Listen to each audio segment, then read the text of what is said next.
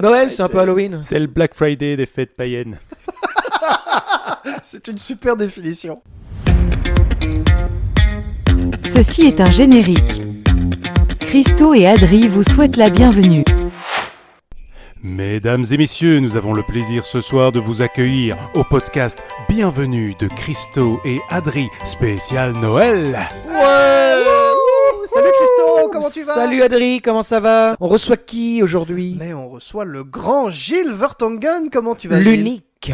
Nice to meet you guys. Et ce Hello. podcast sera en anglais. Alors c'est un spécial Noël sans être un spécial Noël finalement. Oui, absolument, on va un peu aborder le sujet parce que c'est la période et que moi en tout cas j'aime bien Noël, je sais pas pour vous. Oui, j'aime bien. Voilà, disons qu'il y a des j'aime thématiques bien. qui rejoignent un petit peu, mais voilà, ce sera pas central, mais ça, voilà, il y aura quelques petites clochettes.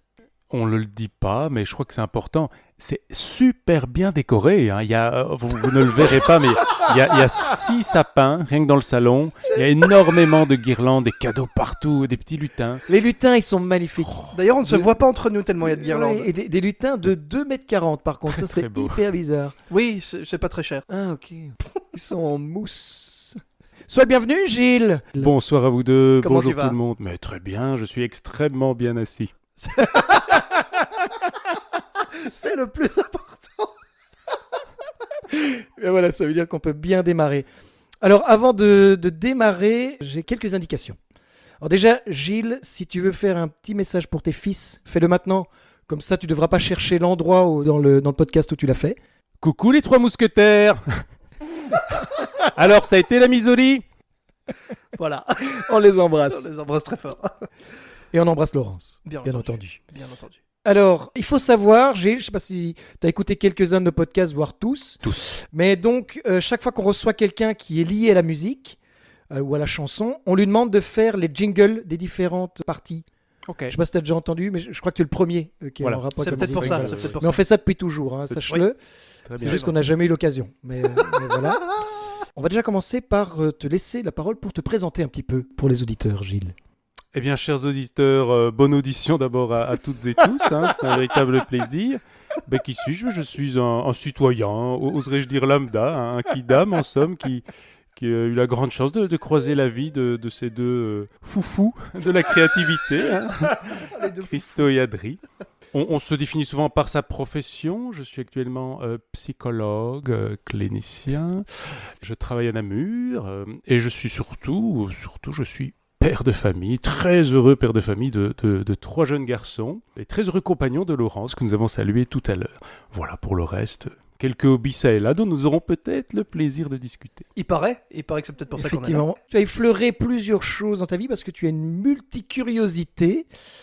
Donc chanteur de rock, tu as travaillé pour Vacances Vivantes, tu as été directeur par rapport au scout, professeur de chant, psychologue de sport, psychologue pour personnes en précarité, tu fais de la thérapie et bien sûr, alors tu as dit papa de 3 gaillards. Et ébéniste, on a oublié de le dire. Et ébéniste, traiteur. Alors avant de démarrer, tu vois que tu as un petit bol blanc vieux à côté de toi. Oh, le bol blanc. Avant de démarrer ça, une nouvelle information, enfin une information supplémentaire, c'est par rapport à une récurrence dans ce podcast, c'est qu'on va analyser des blagues. D'accord. Alors, voici un petit cadeau, premier petit cadeau pour toi. Je te le fais passer. C'est le fameux Est-ce que tu peux calendrier où à l'arrière on a des citations, des proverbes et des blagues. Et donc on peut commencer si tu veux, trouve-nous une belle petite page en fonction d'une date ou totalement au choisir hasard. une date, oui, au hasard, effectivement. 2 janvier peut-être. 2 janvier, De ok. janvier. La Saint-Ingrid de Scanning en Suède. C'est on l'embrasse. On l'embrasse. Alors c'est une citation ou une blague? C'est une très longue blague. Excellent choix. Au cours d'un jugement pour divorce, le couple se dispute la garde du fils unique. La mère, très émue, se défend. « Votre honneur, cet enfant a été conçu en moi, cet enfant est sorti de mon ventre, donc je mérite de le garder. » Le juge, tout aussi ému et presque convaincu, laisse la parole au futur ex-mari. Celui-ci utilise son côté pragmatique. « Votre honneur, je n'aurai qu'une question. Quand j'introduis ma pièce dans la fente d'un distributeur, la canette qui en sort, elle est à moi ou à la machine ?» Oh pétard! C'est ce genre Ça a de- mal vieilli, hein, C'est ces ce- trucs-là. Nos grands-parents avaient ça hein, sur les murs, on les arrachait. J'ai envie Parfait, on commence avec une bien horrible. Oh, pétard, quel enfer! Quelle horreur, mais vraiment quelle horreur. Eh bien, nous allons donner la parole maintenant à l'expert. Gilles, en tant qu'expert de blagues, Éviter de la raconter, peut-être en 2024 et après. Déjà. Je pense qu'aujourd'hui, ça passera un petit peu moins. À l'adjectif, moi je l'ai déjà, c'est horrible. C'est gras, horrible. On est dans... Je pense tout de suite au Jean-Marie sketch Bigard, à la hein. Jean-Marie Bigard, Ouais, c'est c'est ça, Jean-Marie le Bigard. lâcher Oui, de et- salope, ce genre d'ambiance un peu la graveleux. femme est quand même comparée à une machine, C'est ça. à un distributeur. Avec lequel Il y a on la introduit une fente, pièce. Oui, oui, c'est ça, il y a effectivement. la sexualité classique, hein, on ne sait plus quoi dire, Bitcoin nichon et tout le monde se marre au cas où en plein milieu d'un stand-up. Mais dans quel contexte peut-on la raconter, s'il y en a un? Aucun. La fin de barbecue, un Ouais. barbecue familial, mais Beaucoup de rosé, énormément de rosé, énormément de 3 rosé. heures du mat, les un enfants petit sont au lit. coin, dans le Cher ou Loire-et-Garonne. je sais pas. On et, embrasse tous les habitants de Loir-et-Cher, bien sûr. et voilà. Quel public est visé à ce moment-là? Alors évidemment, les femmes, hein. Les femmes sont visées. On est dans un classique, une blague de comparaison de genre, avec des stéréotypes de genre qui sont mis en avant. Oui, rabaissé, totalement rabaissé. La femme est... Tout à fait. Et l'homme est le héros de cette histoire, finalement. Oui, c'est ça. On vient avec aussi les aspects. Donc la femme, elle est très émue, elle est très émotionnelle dans le stéréotype, tandis que l'homme, il est pragmatique. C'est celui qui gère Oui, froidement. il y a déjà, C'est ça, on il y a commence un avec peu- un compliment c'est ça. de l'homme, effectivement. Ben voilà, parfait. Merci pour cette Mais- première analyse. Il y en aura d'autres durant le podcast. Ça, c'est si je ne brûle pas le calendrier avant. hein. Je tiens à préciser quand Il y a de fortes chances. C'est vrai qu'ici, dans la chute, je trouve qu'elle est longue. Hein. On sent venir. C'est Ah ça oui, oui, aussi oui. qui rend le truc lourd. On sait qu'en fait, On la a femme va être compris. humiliée, en fait. Puis ça rajoute, Ouais. ouais, c'est ça. Eh bien, enchaînons directement avec le bol blanc vieux. Où Oh tu oui. peux prendre un petit papier. Le bol blanc vieux. Tu.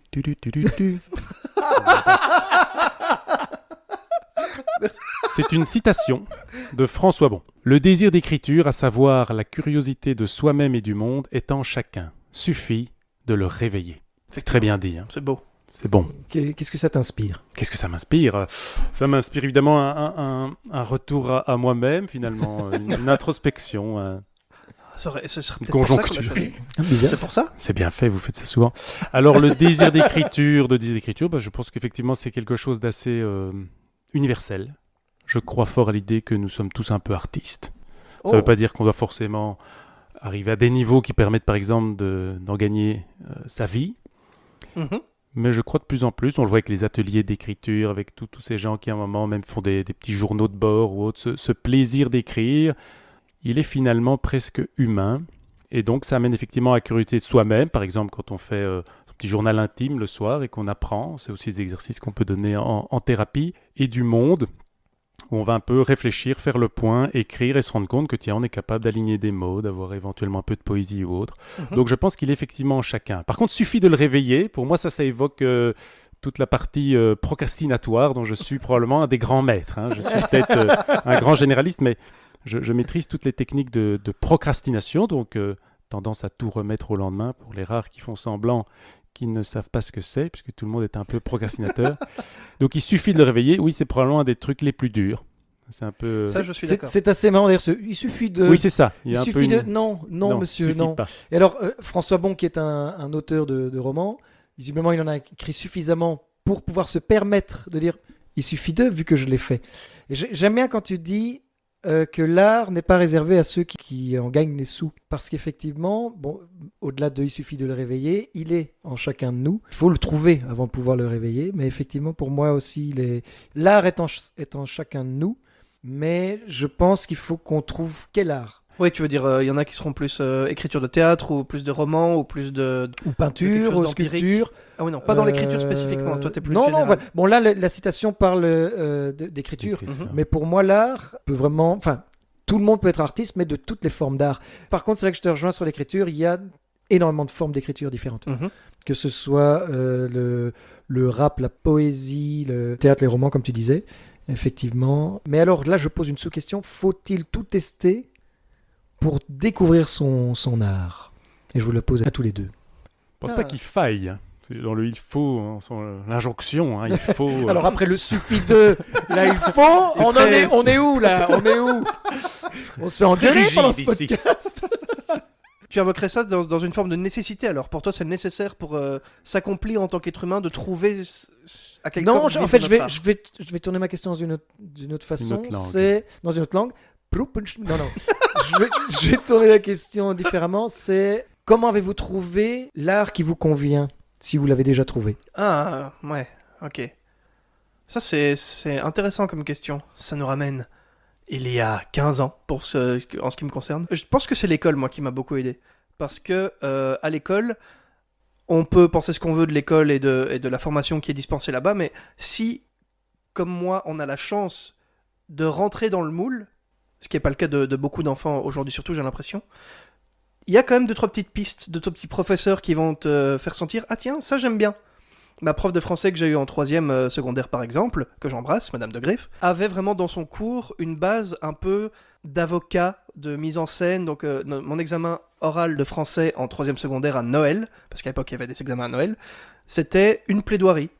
Je devais Sympa, écrire ça. une plaidoirie Très sympa. et la défendre. On avait mis la classe en cercle, les chaises en cercle pour qu'on soit vraiment au centre, et on énonce notre plaidoirie, etc. Et c'est là que j'ai commencé à avoir le goût, je dirais, de la scène, de me mettre en scène, d'interpréter un texte, etc., etc. Et je pense que, pour moi, c'est là que ça a commencé à être réveillé.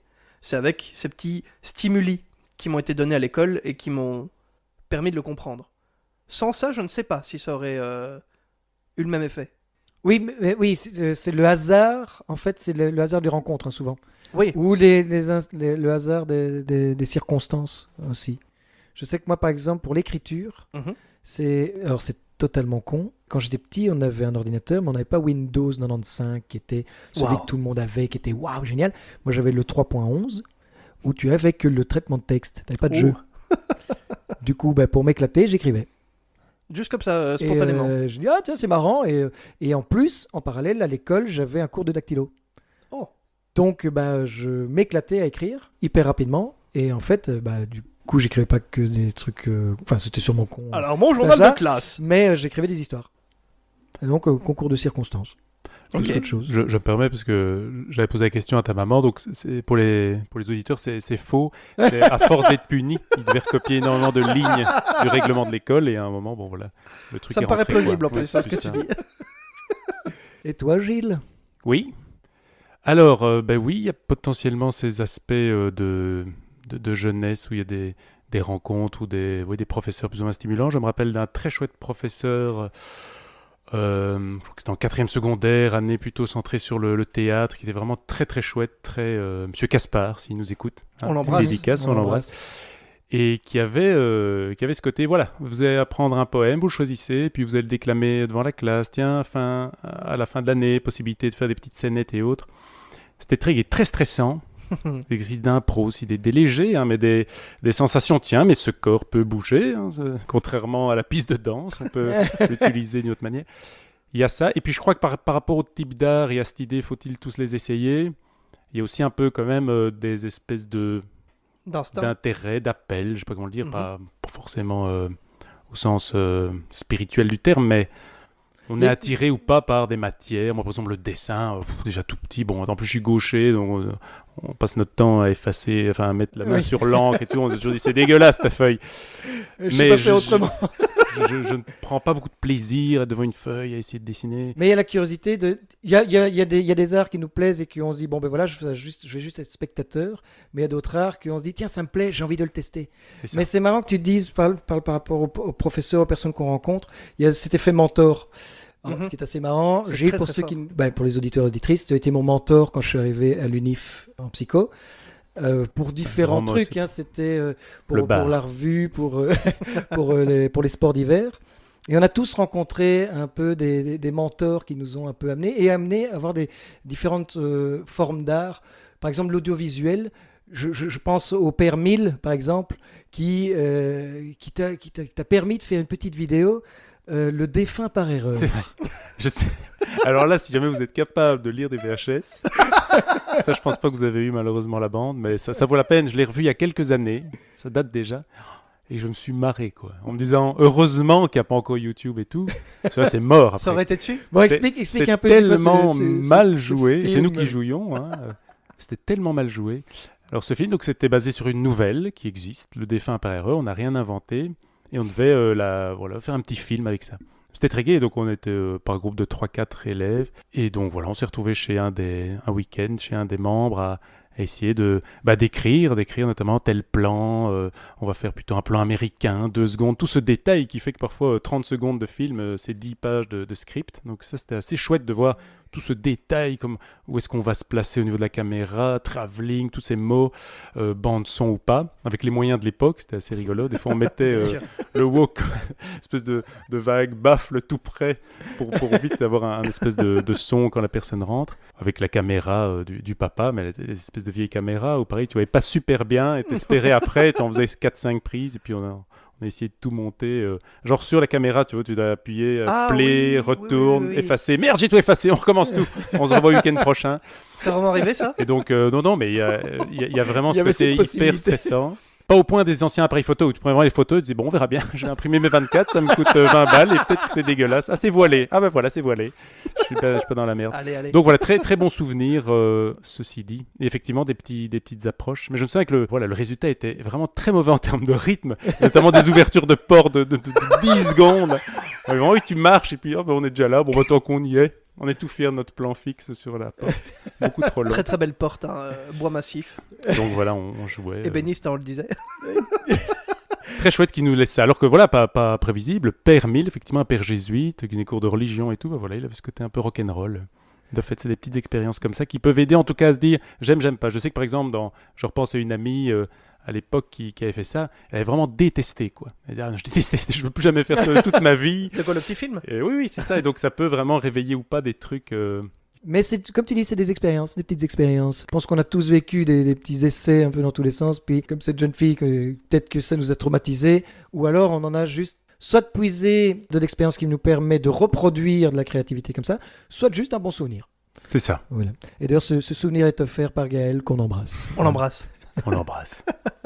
À côté de toi, tu as toujours ce bol blanc vieux. Oui. Je t'invite à prendre le papier qui est encore dedans. Est-ce qu'il y a encore un petit papier? Il y a un petit papier dedans. Voilà, Il y a un petit papier dedans. Il y a un papier dedans. Alors, qu'avons-nous là? Un expert est quelqu'un qui en sait de plus en plus sur de moins en moins de choses. Nicholas Butler. Bah, Nicolas Butler, je trouve ça très pertinent comme phrase. Tu connais Nicolas? Je ne connais pas du tout Nicolas, mais peut-être, attention, c'est du teasing, que cette phrase se trouve dans une pièce qui va arriver incessamment sous peu. Fin mars, début avril. Ouais, voilà. Prenez déjà vos places une fois que les réservations seront ouvertes.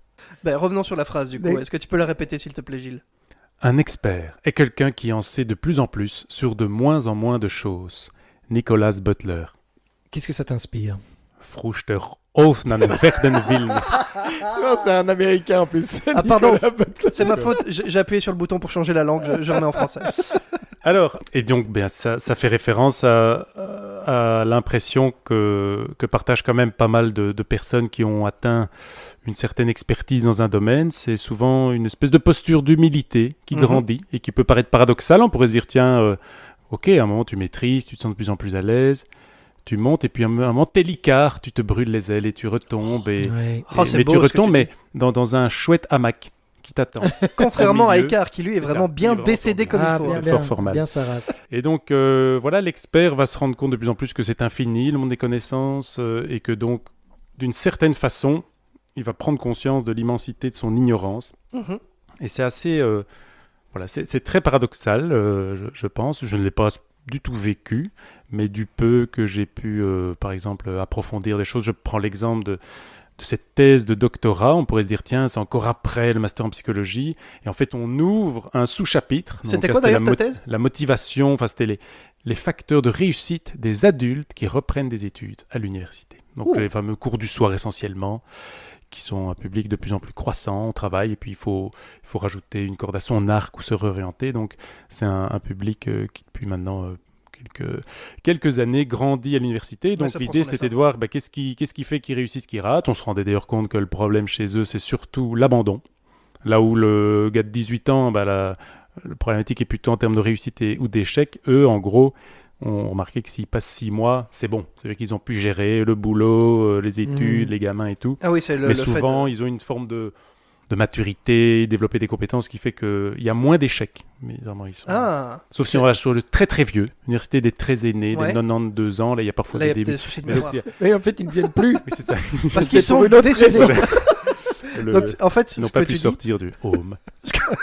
ce que vous avez pu déterminer, c'est que c'était principalement le facteur de on arrive à adapter notre emploi du temps autour de ça aussi, et en fonction de s'ils y parviennent.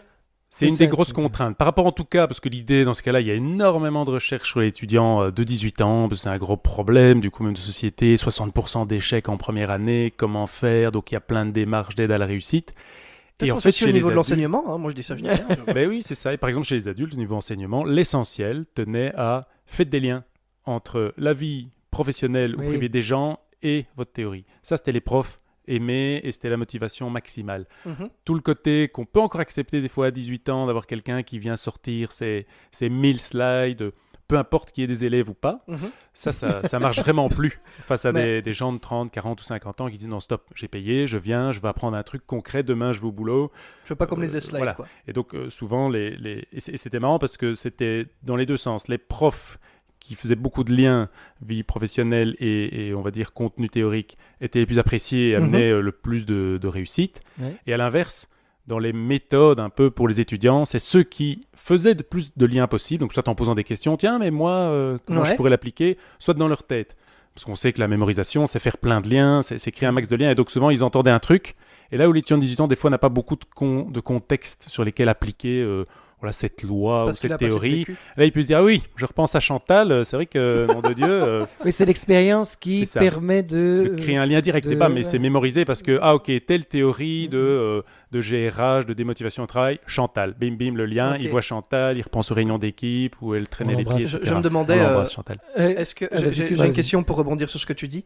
Est-ce que il n'y a pas aussi, toi qui as fait, je ne sais pas si c'était dans votre recherche, le fait que le système de cours plus magistraux dont tu parlais ici, donc les slides, etc., qui, en fait, c'est un peu l'enseignement à l'ancienne. Est-ce que le fait que les adultes reviennent dedans, ils n'ont pas plus de facilité à se remettre au diapason parce que c'est l'enseignement que eux ont eu il y a X années et que c'était le même et du coup, ben, il n'y a pas beaucoup de changements. Tu vois ce que je veux dire? Peut-être, vraiment peut-être, et c'est un bon exemple pour rebondir sur la phrase « je n'en sais rien », je n'ai rien lu là-dessus, et c'est là où on voit, Bien joué. on a l'impression d'ouvrir un sous-point de la réussite des adultes à l'université, avec surtout, j'utilise surtout les variables motivationnelles, donc Mhm. qu'est-ce qui motive, etc. Et même là, on se rend compte qu'il y a des milliers de gens qui travaillent là-dessus, et que là-dedans, il y a plein de modèles, et que dans tel modèle, il y a encore le spécialiste de telle variable, c'est infini. C'est vraiment infini, et à un moment, tu te demandes même... Est-ce que ça a du sens ce que je suis en train ça de se chercher? finit où Qu'est-ce que et je est-ce que ça a encore du sens pragmatique? Moi, c'est ça qui m'a Oui, vraiment- moi, j'allais amener aussi la temporalité. Le gamin de 18 ans ou la gamine, ils ont le temps de se gourer, ils ont le temps d'être face à l'échec. Celui qui reprend ses études à 40 piges, en fait, j'ai plus trop le temps, donc j'ai intérêt à avoir fait le bon choix des études que je reprends. Mais comme tu dis, il y a tellement de possibilités d'excuses de rater ou justement d'arguments pour maintenir l'étude qu'effectivement, il faudrait faire plein d'études, des études. Tout à l'heure, tu parlais de procrastination. Oui. Et je fais le lien direct avec la recherche, où effectivement, il y avait même dans tes recherches de la procrastination, par exemple, faire des tours du lac en courant et de mesurer les différentes variables d'évolution. Ça nous a été rapporté par Christophe Masson, qu'on embrasse On l'embrasse, Christophe. d'ailleurs. C'est assez marrant de faire des recherches sur l'aspect motivationnel des gens, mais ne pas arriver à trouver sa propre motivation non plus quand on fait des études. C'est un cercle sans fin, en fait. Tout à fait. Et c'est ce qui me fait même des fois dire que je prends l'exemple de la psychologie, à la limite, ça a tout à fait du sens que quelqu'un qui soit très mauvais en estime de soi ou en gestion de l'anxiété puisse devenir un jour un excellent praticien parce que comme ça l'intéresse, ça l'embête, en fait, ça l'ennuie, il y a souffrance, il y a manque, par exemple, de motivation, de gestion d'anxiété. Ben, soudainement, on se met à lire là-dessus, on en parle tout le temps, on écoute des podcasts. Et à un moment donné, évidemment, c'est mieux d'avoir soi-même réussi à transformer un peu l'essai. Mais à un moment donné, effectivement, on se dit, tiens, c'est marrant, je n'avais pas remarqué que je travaillais. J'avais l'impression de me dire, bah oui, mais comment ça se fait? Dans mon cas, je crois que je cherche depuis bientôt 42 ans ma voie. Et en fait, ça fait quelques années à peine que le shift, le recadrage, a été de se dire, mais au fond, en ai-je forcément une? Ça a été un moment une personne qui m'a dit, au fond, mais toi, tu kiffes le chemin, en fait. Pas tellement la destination. Arrête de te prendre la tête à essayer des trucs, à te demander, mais suis-je bien dans le bon métier, dans la bonne étude, dans le bon truc, suffisamment motivé, comme s'il y avait une espèce de...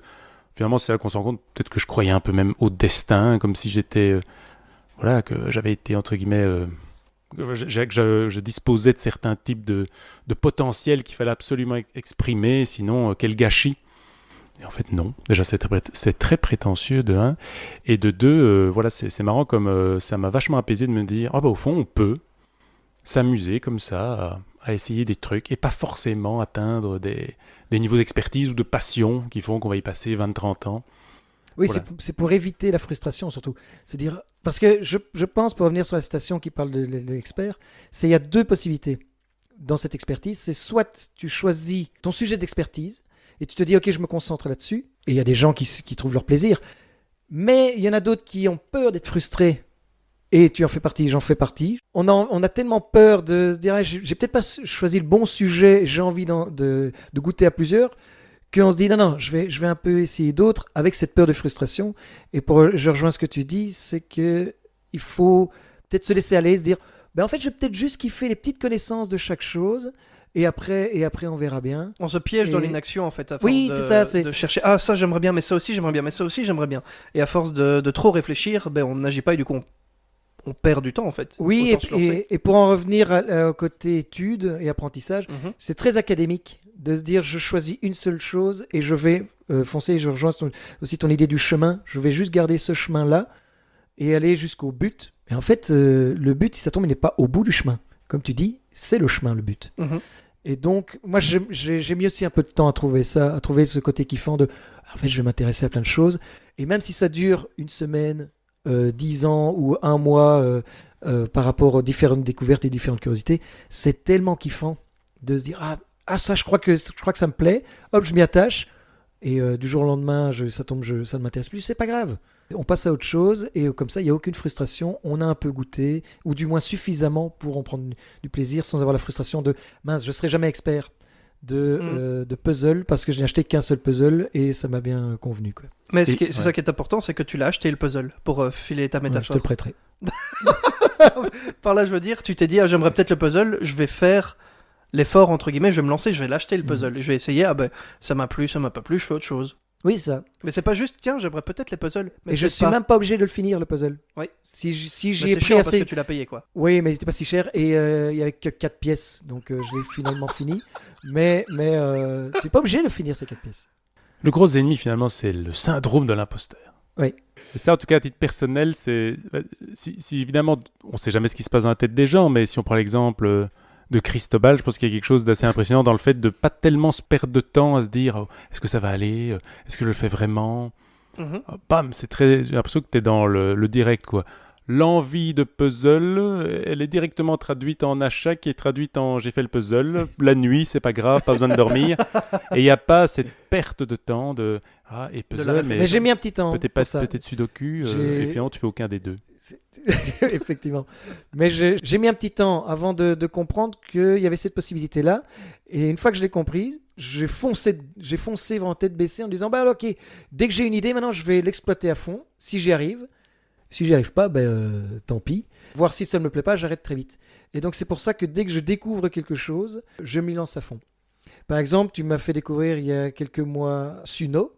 Pour ceux qui ne connaissent pas Suno, c'est un programme d'intelligence artificielle qui, sur base d'un texte ou de descriptif de texte, fait des paroles et fait une mélodie inventée. Et donc quand tu m'as montré ce programme, j'ai donc écrit des chansons. Vu que malheureusement, je n'ai pas la fibre musicale, je n'ai pas cette connaissance, ce talent. Et donc, je n'ai plus qu'écrire des paroles. Et à partir de là, j'ai demandé au programme de faire des chansons. Et j'ai fait 2 albums. Qui sont géniaux d'ailleurs. J'ai exploité à Ils sont crever. géniaux. Je ne le fais plus, mais j'ai exploité à fond. Et puis je fais, ok, c'est kiffant, ça fait marrer des potes. Et je me suis arrêté là. Pour l'anecdote, Mais, un des albums, on l'a écouté en boucle dans la voiture quand Oui, on est c'est parti vrai, c'est à vrai. Avignon cet été.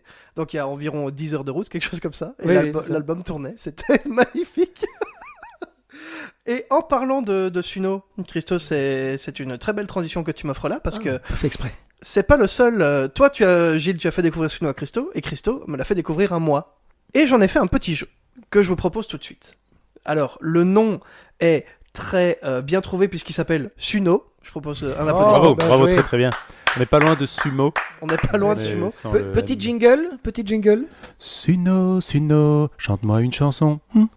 Oh, le petit. Génial, Ah, merci Voilà, beaucoup, avec Gilles. plaisir. Voici le principe de Suno. J'ai été chercher les paroles de chansons connues, donc de vraies chansons célèbres au demeurant. J'ai mis les paroles dans Suno. J'ai choisi, oui, parce que dans Suno, ce qu'on peut préciser, c'est qu'au-delà de mettre les paroles, tu peux choisir aussi le style de musique que tu veux. Donc ça doit être du country, du rock, du rap, du hip-hop, ce que tu veux. Donc j'ai placé des chansons qui existent dans Suno. J'ai changé le style et j'ai demandé à l'IA de me faire quelque chose. Je vais vous faire écouter. Ah, t'as même cette- changé le style. Ah, bien sûr, j'ai changé le style. Et C'est ça c'est qui est ta marrant. génération ou la nôtre? J'ai pris des chansons Chansons. des années 80 et des années 2000. Le principe, du coup, je vais vous faire écouter l'extrait. Ce que je vous propose, c'est de ne pas donner la réponse si vous l'avez, mais de la garder en tête. Et à la fin de l'extrait, je vous demanderai si vous avez trouvé de quelle chanson Ok. originale ça vient. Premier extrait. Oh mon dieu, déjà. C'est très bien fait. hein. J'essaye d'imaginer l'inverse. Ça a été fait par IA, hein. Égaré dans la vallée infernale. Ah ok, je l'ai vu. Ah oui, Le héros s'appelle Bob Moran. Je l'ai. profitons un petit À peu. la recherche de l'ombre jaune. Le bandit s'appelle Mr. Kenny Jones. Avec l'ami Bill Ballantine. Chantez chez vous. Sauvé de justesse des crocodiles. Stop au trafic des Caraïbes. Escale dans l'opération Nadawi. Eh, les paroles que je n'ai jamais tiltées dans l'original. Ben, ça m'est arrivé aussi. Il articule mal. hein, Tendre le- dans le lit de Miss Clark. Prisonnière du sultan de Jalawak. Jalawak. En pleine terreur à Manicouagan. Tantôt, il sait pas très bien le dire. Isolé dans la jungle birmane. Très drôle. Alors, est-ce que vous l'avez? T'as des propositions? J'ai pas de proposition. Gilles, est-ce que tu l'as? Oui. C'est quoi? Donc nous avions affaire à ce célèbre titre Emmenez-moi de Charles Aznavour. Merci Charles. C'est- voilà, On film. embrasse. Donc c'est Indo-Taïwan. Oh non, mais le jeu va être super long. L'homme sur le chemin. L'aventurier L'aventurier d'Indochine. Évidemment. Pour les personnes qui ont été dans un bunker pendant 30 ans, mais la bonne réponse. Oui. Je vous propose le deuxième Très extrait chouette tout de jeu. suite. Très, très chouette. Ah, c'est moins facile. Ah putain. Je l'ai mais sans l'avoir. But terror takes the sound before you make it. You start to freeze as horror looks you right between the eyes. You're paralyzed. 'Cause this is Thriller. Ah mais je l'avais. Ok, je l'avais. J'étais pas Ah, sûr. Gilles ne je l'a l'avais. pas. And no one's gonna save you from the beast about to strike. C'est horrible, c'est comme quand tu cherches une chanson et qu'il y en a une autre qui passe à la... Ah, c'est non, mais je la connais. Thriller night. You're fighting for your life inside a killer. Tu connais la chorégraphie par cœur en plus, Gilles. Tonight. Je le sais.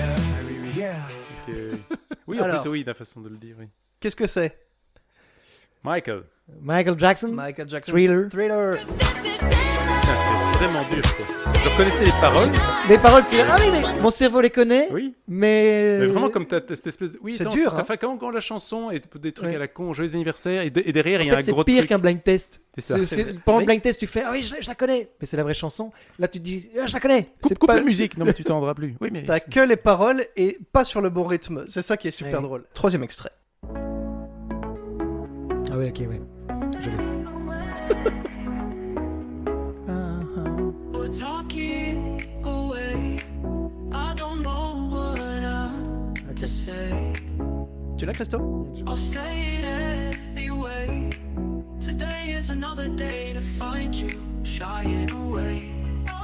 Oh, I'll be coming for your love, okay?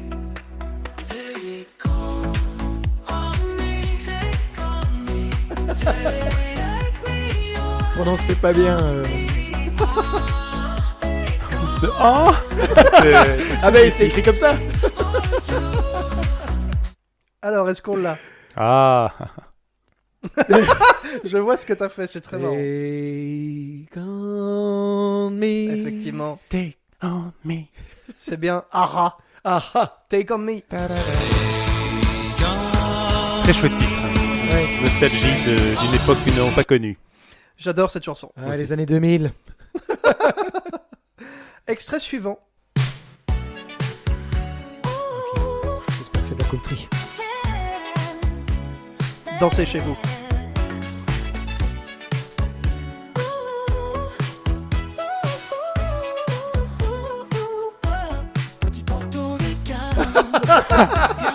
Ok, je l'ai.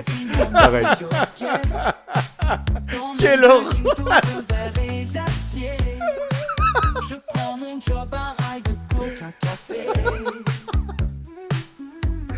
Fleur debout. De l'autre côté de la terre. Je me suis démerdé pour que ce soit un homme et une femme. Oui, oui.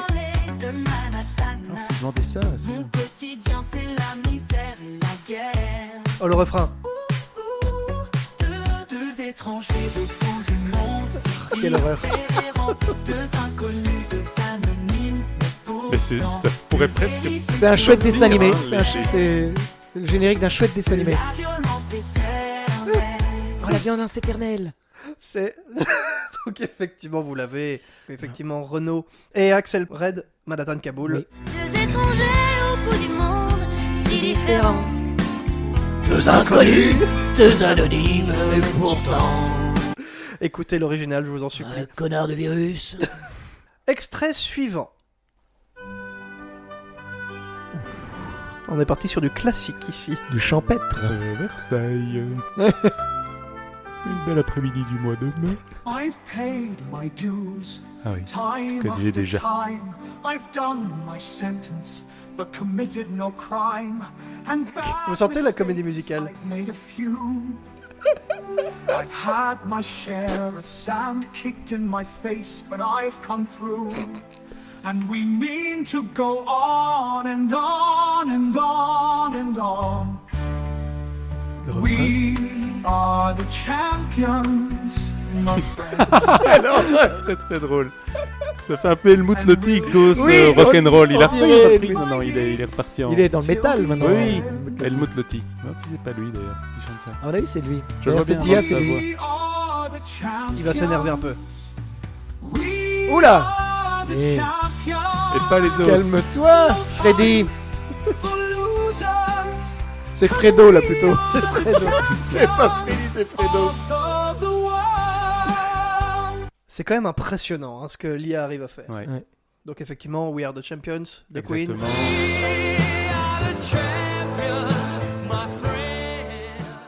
Morceau suivant. Ah yes. Johnny. Je l'ai. C'est Johnny. peut-être Johnny. Ouais.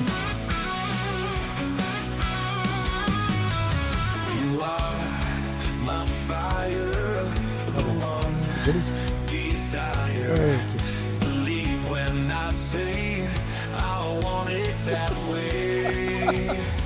But we are two worlds apart.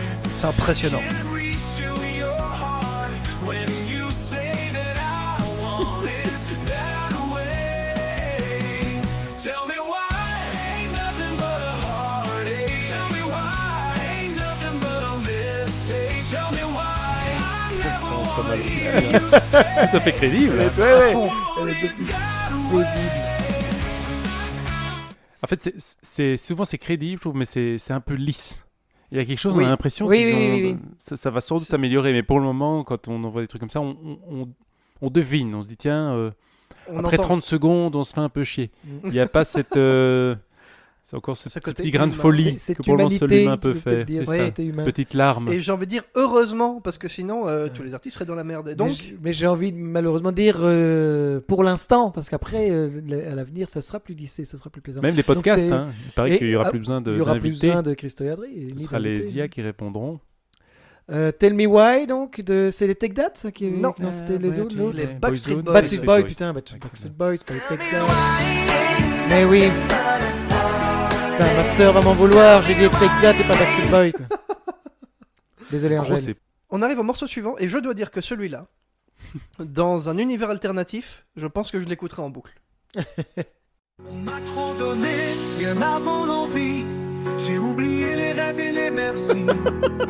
Toutes ces choses qui Hyper avaient paisible un comme prix, ça. qui font Y a pas l'envie d'énervement, de ce coup-ci. vivre et le Ça s'énerve pas. désir. Et le plaisir aussi, qu'on me donne l'envie. L'envie d'avoir envie. Oui. Et qu'on allume ma vie.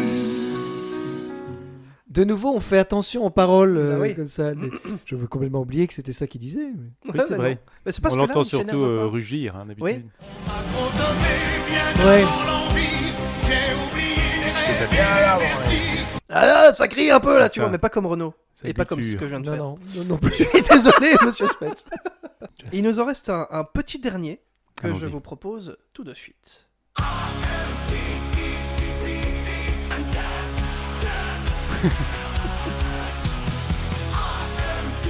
Slipknot.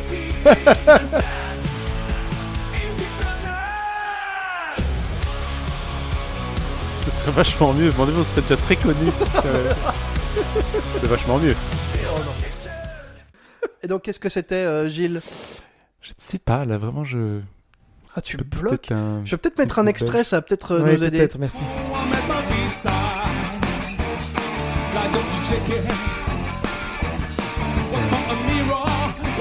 C'est un peu plus champêtre, hein, cette version-là, un peu plus. Moi, j'aime beaucoup. Ouais, ça, c'est plus garage. Tu vois. Et donc, de quoi ça s'agit? Parce que là, on a toujours pas cité. Qu'est-ce que Non. c'est? Alors, c'est un petit groupe belge qui s'appelle The Citadins.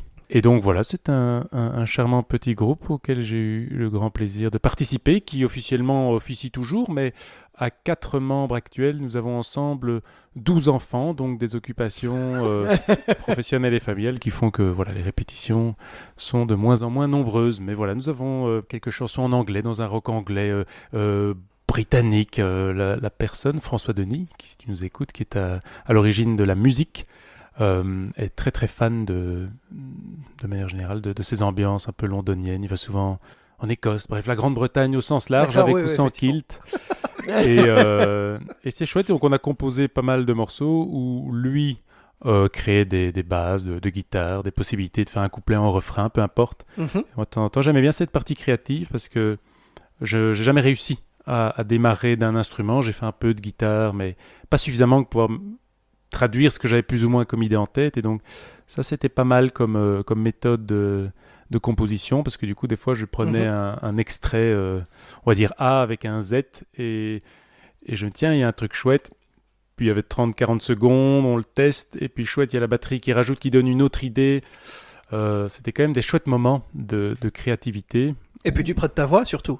Oui, c'est ça. Au-delà de la musique, c'est toi qu'on C'est entend ça, oui. chanter. Vous pouvez Mais écrire les textes. C'est vrai que tu parles de création. Je me suis toujours demandé comment les groupes de musique faisaient pour créer, justement.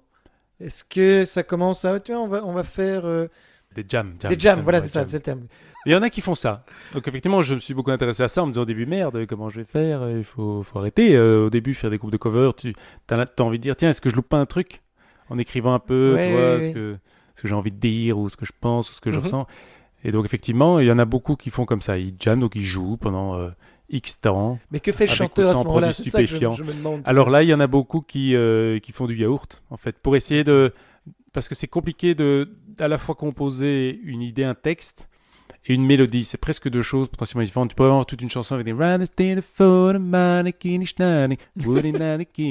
Ah, j'aime bien le... Ouais, Et- ok. et tu c'est reprends pour ça donner et tu gardes et t'enregistres. Le rythme et la mélodie. Va bien avec le boum, et après tu dis Ça, c'est un chien, ça.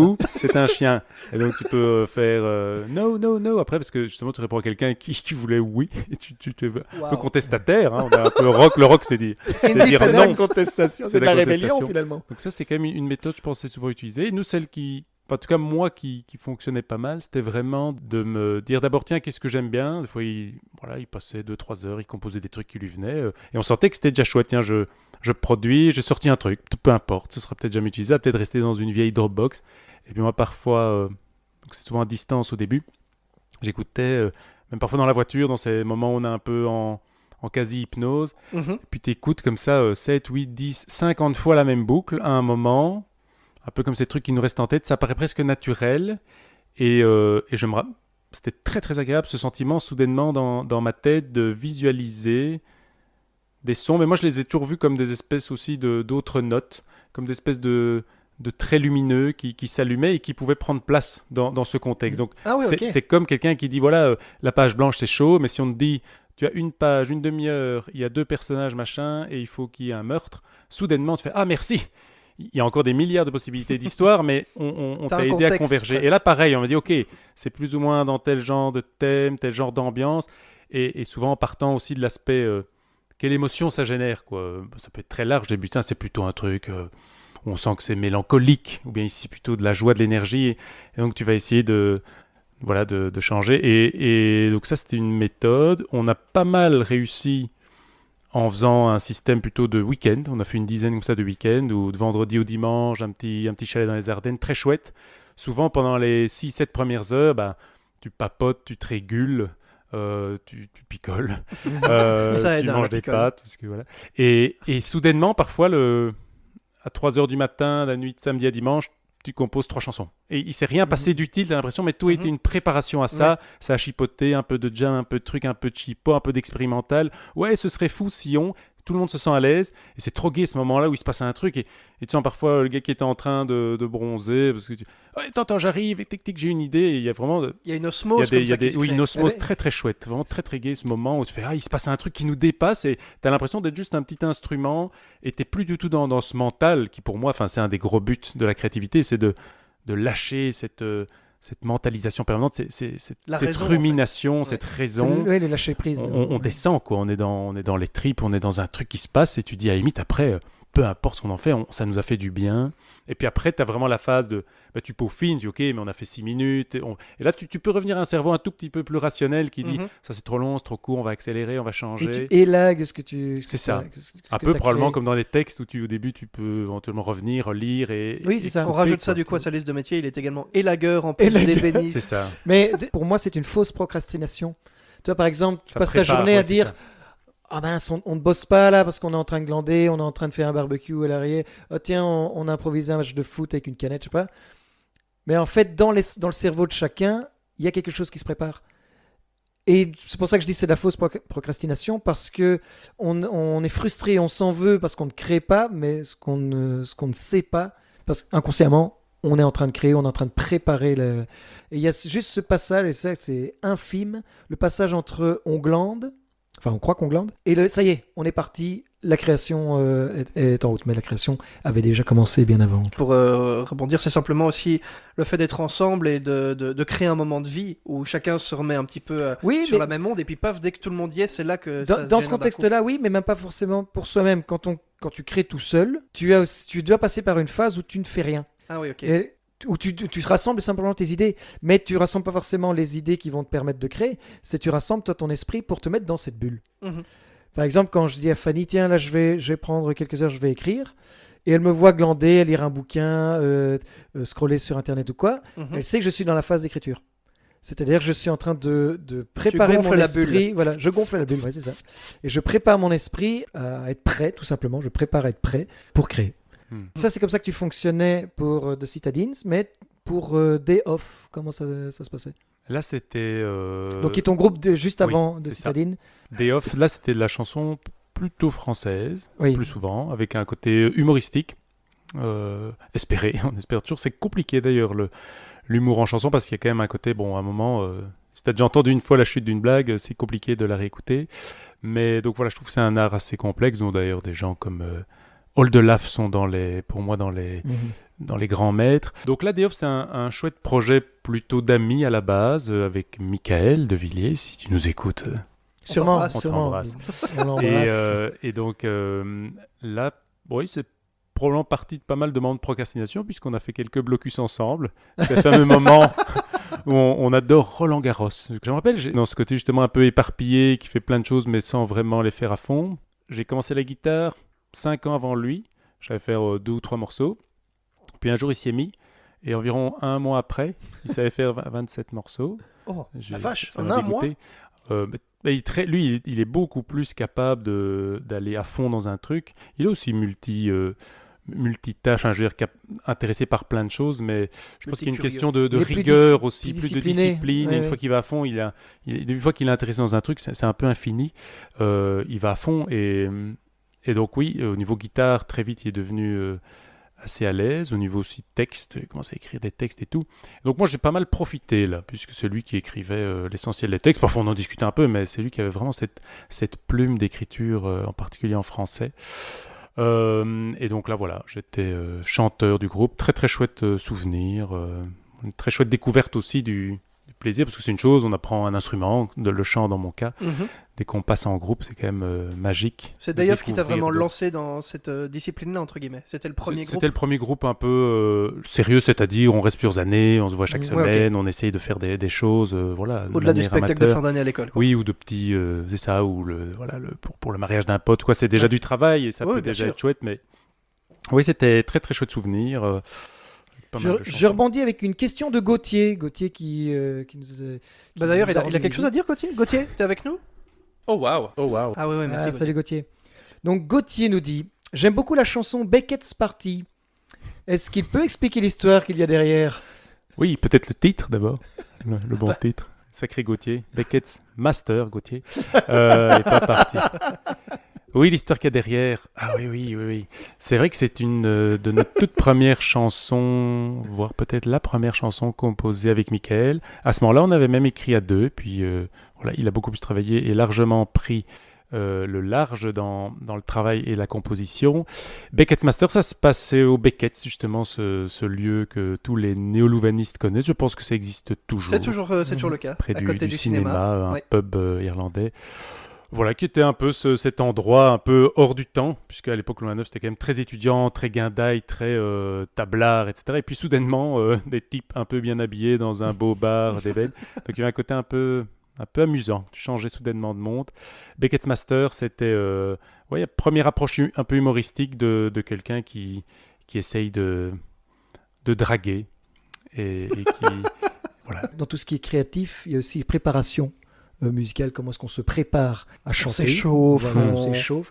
Est-ce que tu as un petit extrait? Est-ce que j'aurai un à petit nous voir? extrait? Oui, peut-être bien. Merci Adrien. De préparation de Gilles. fond des lacs, au gré des flots, et tout autour de la terre, j'ai fait claquer comme un drapeau le nom de Marco Polo. Marco Polo. Parmi les roses d'Ispahan et l'Inde aux mille mystères, j'ai fait trembler. Pas de chance, je tous me les marre gens sans en bruit, moi. disant Marco Polo. Allô? Allô? Cette fin est magnifique. La fin est parfaite. Allô? Merci à Mickaël pour cet extrait. Un échauffement de voix, donc... C'est génial de se dire, t'imagines aujourd'hui tu scrolles pendant 1000 ans sur tes premières de photos. J'ai fait une vidéo il y a 8 ans. Ah, je sais plus, entre 8 et 12 ans et tu passes 1000. Ah oui, il a plus là, je me doute. Mais Mickaël nous a dit qu'il avait pris beaucoup de plaisir à se souvenir de tous ces instants.